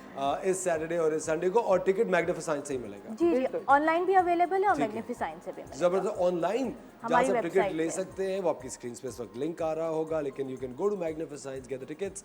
और ये सैटरडे संडे सुबह कितने बजे शुरू हो रहा है? 3 बजे से। दोपहर 3 बजे से शाम के 7 बजे तक ये इवेंट चलेगा। और अगर आपके बच्चे में कोई हुनर है, अगर आपको लगता है कि आपके बच्चा एक अच्छा स्टॉल लगा सकता है और आप कराची में नहीं हैं, तो आप जल्दी से कराची आ सकते हैं, अपने बच्चों को एटलीस्ट ये विजिट आप करा सकते हैं। अभी का शॉर्ट लिस्टेड द स्टॉल्स, या अभी भी कोई आ सकता है? नहीं, अब रजिस्ट्रेशन अब नहीं आ Registration close हो सकता। गया। ठीक है, तो फिर अब नेक्स्ट टाइम आपको पहले बुलाएंगे ताकि रजिस्ट्रेशन में भी द मॉर्निंग स्टार अपना एक हाथ बटा सके।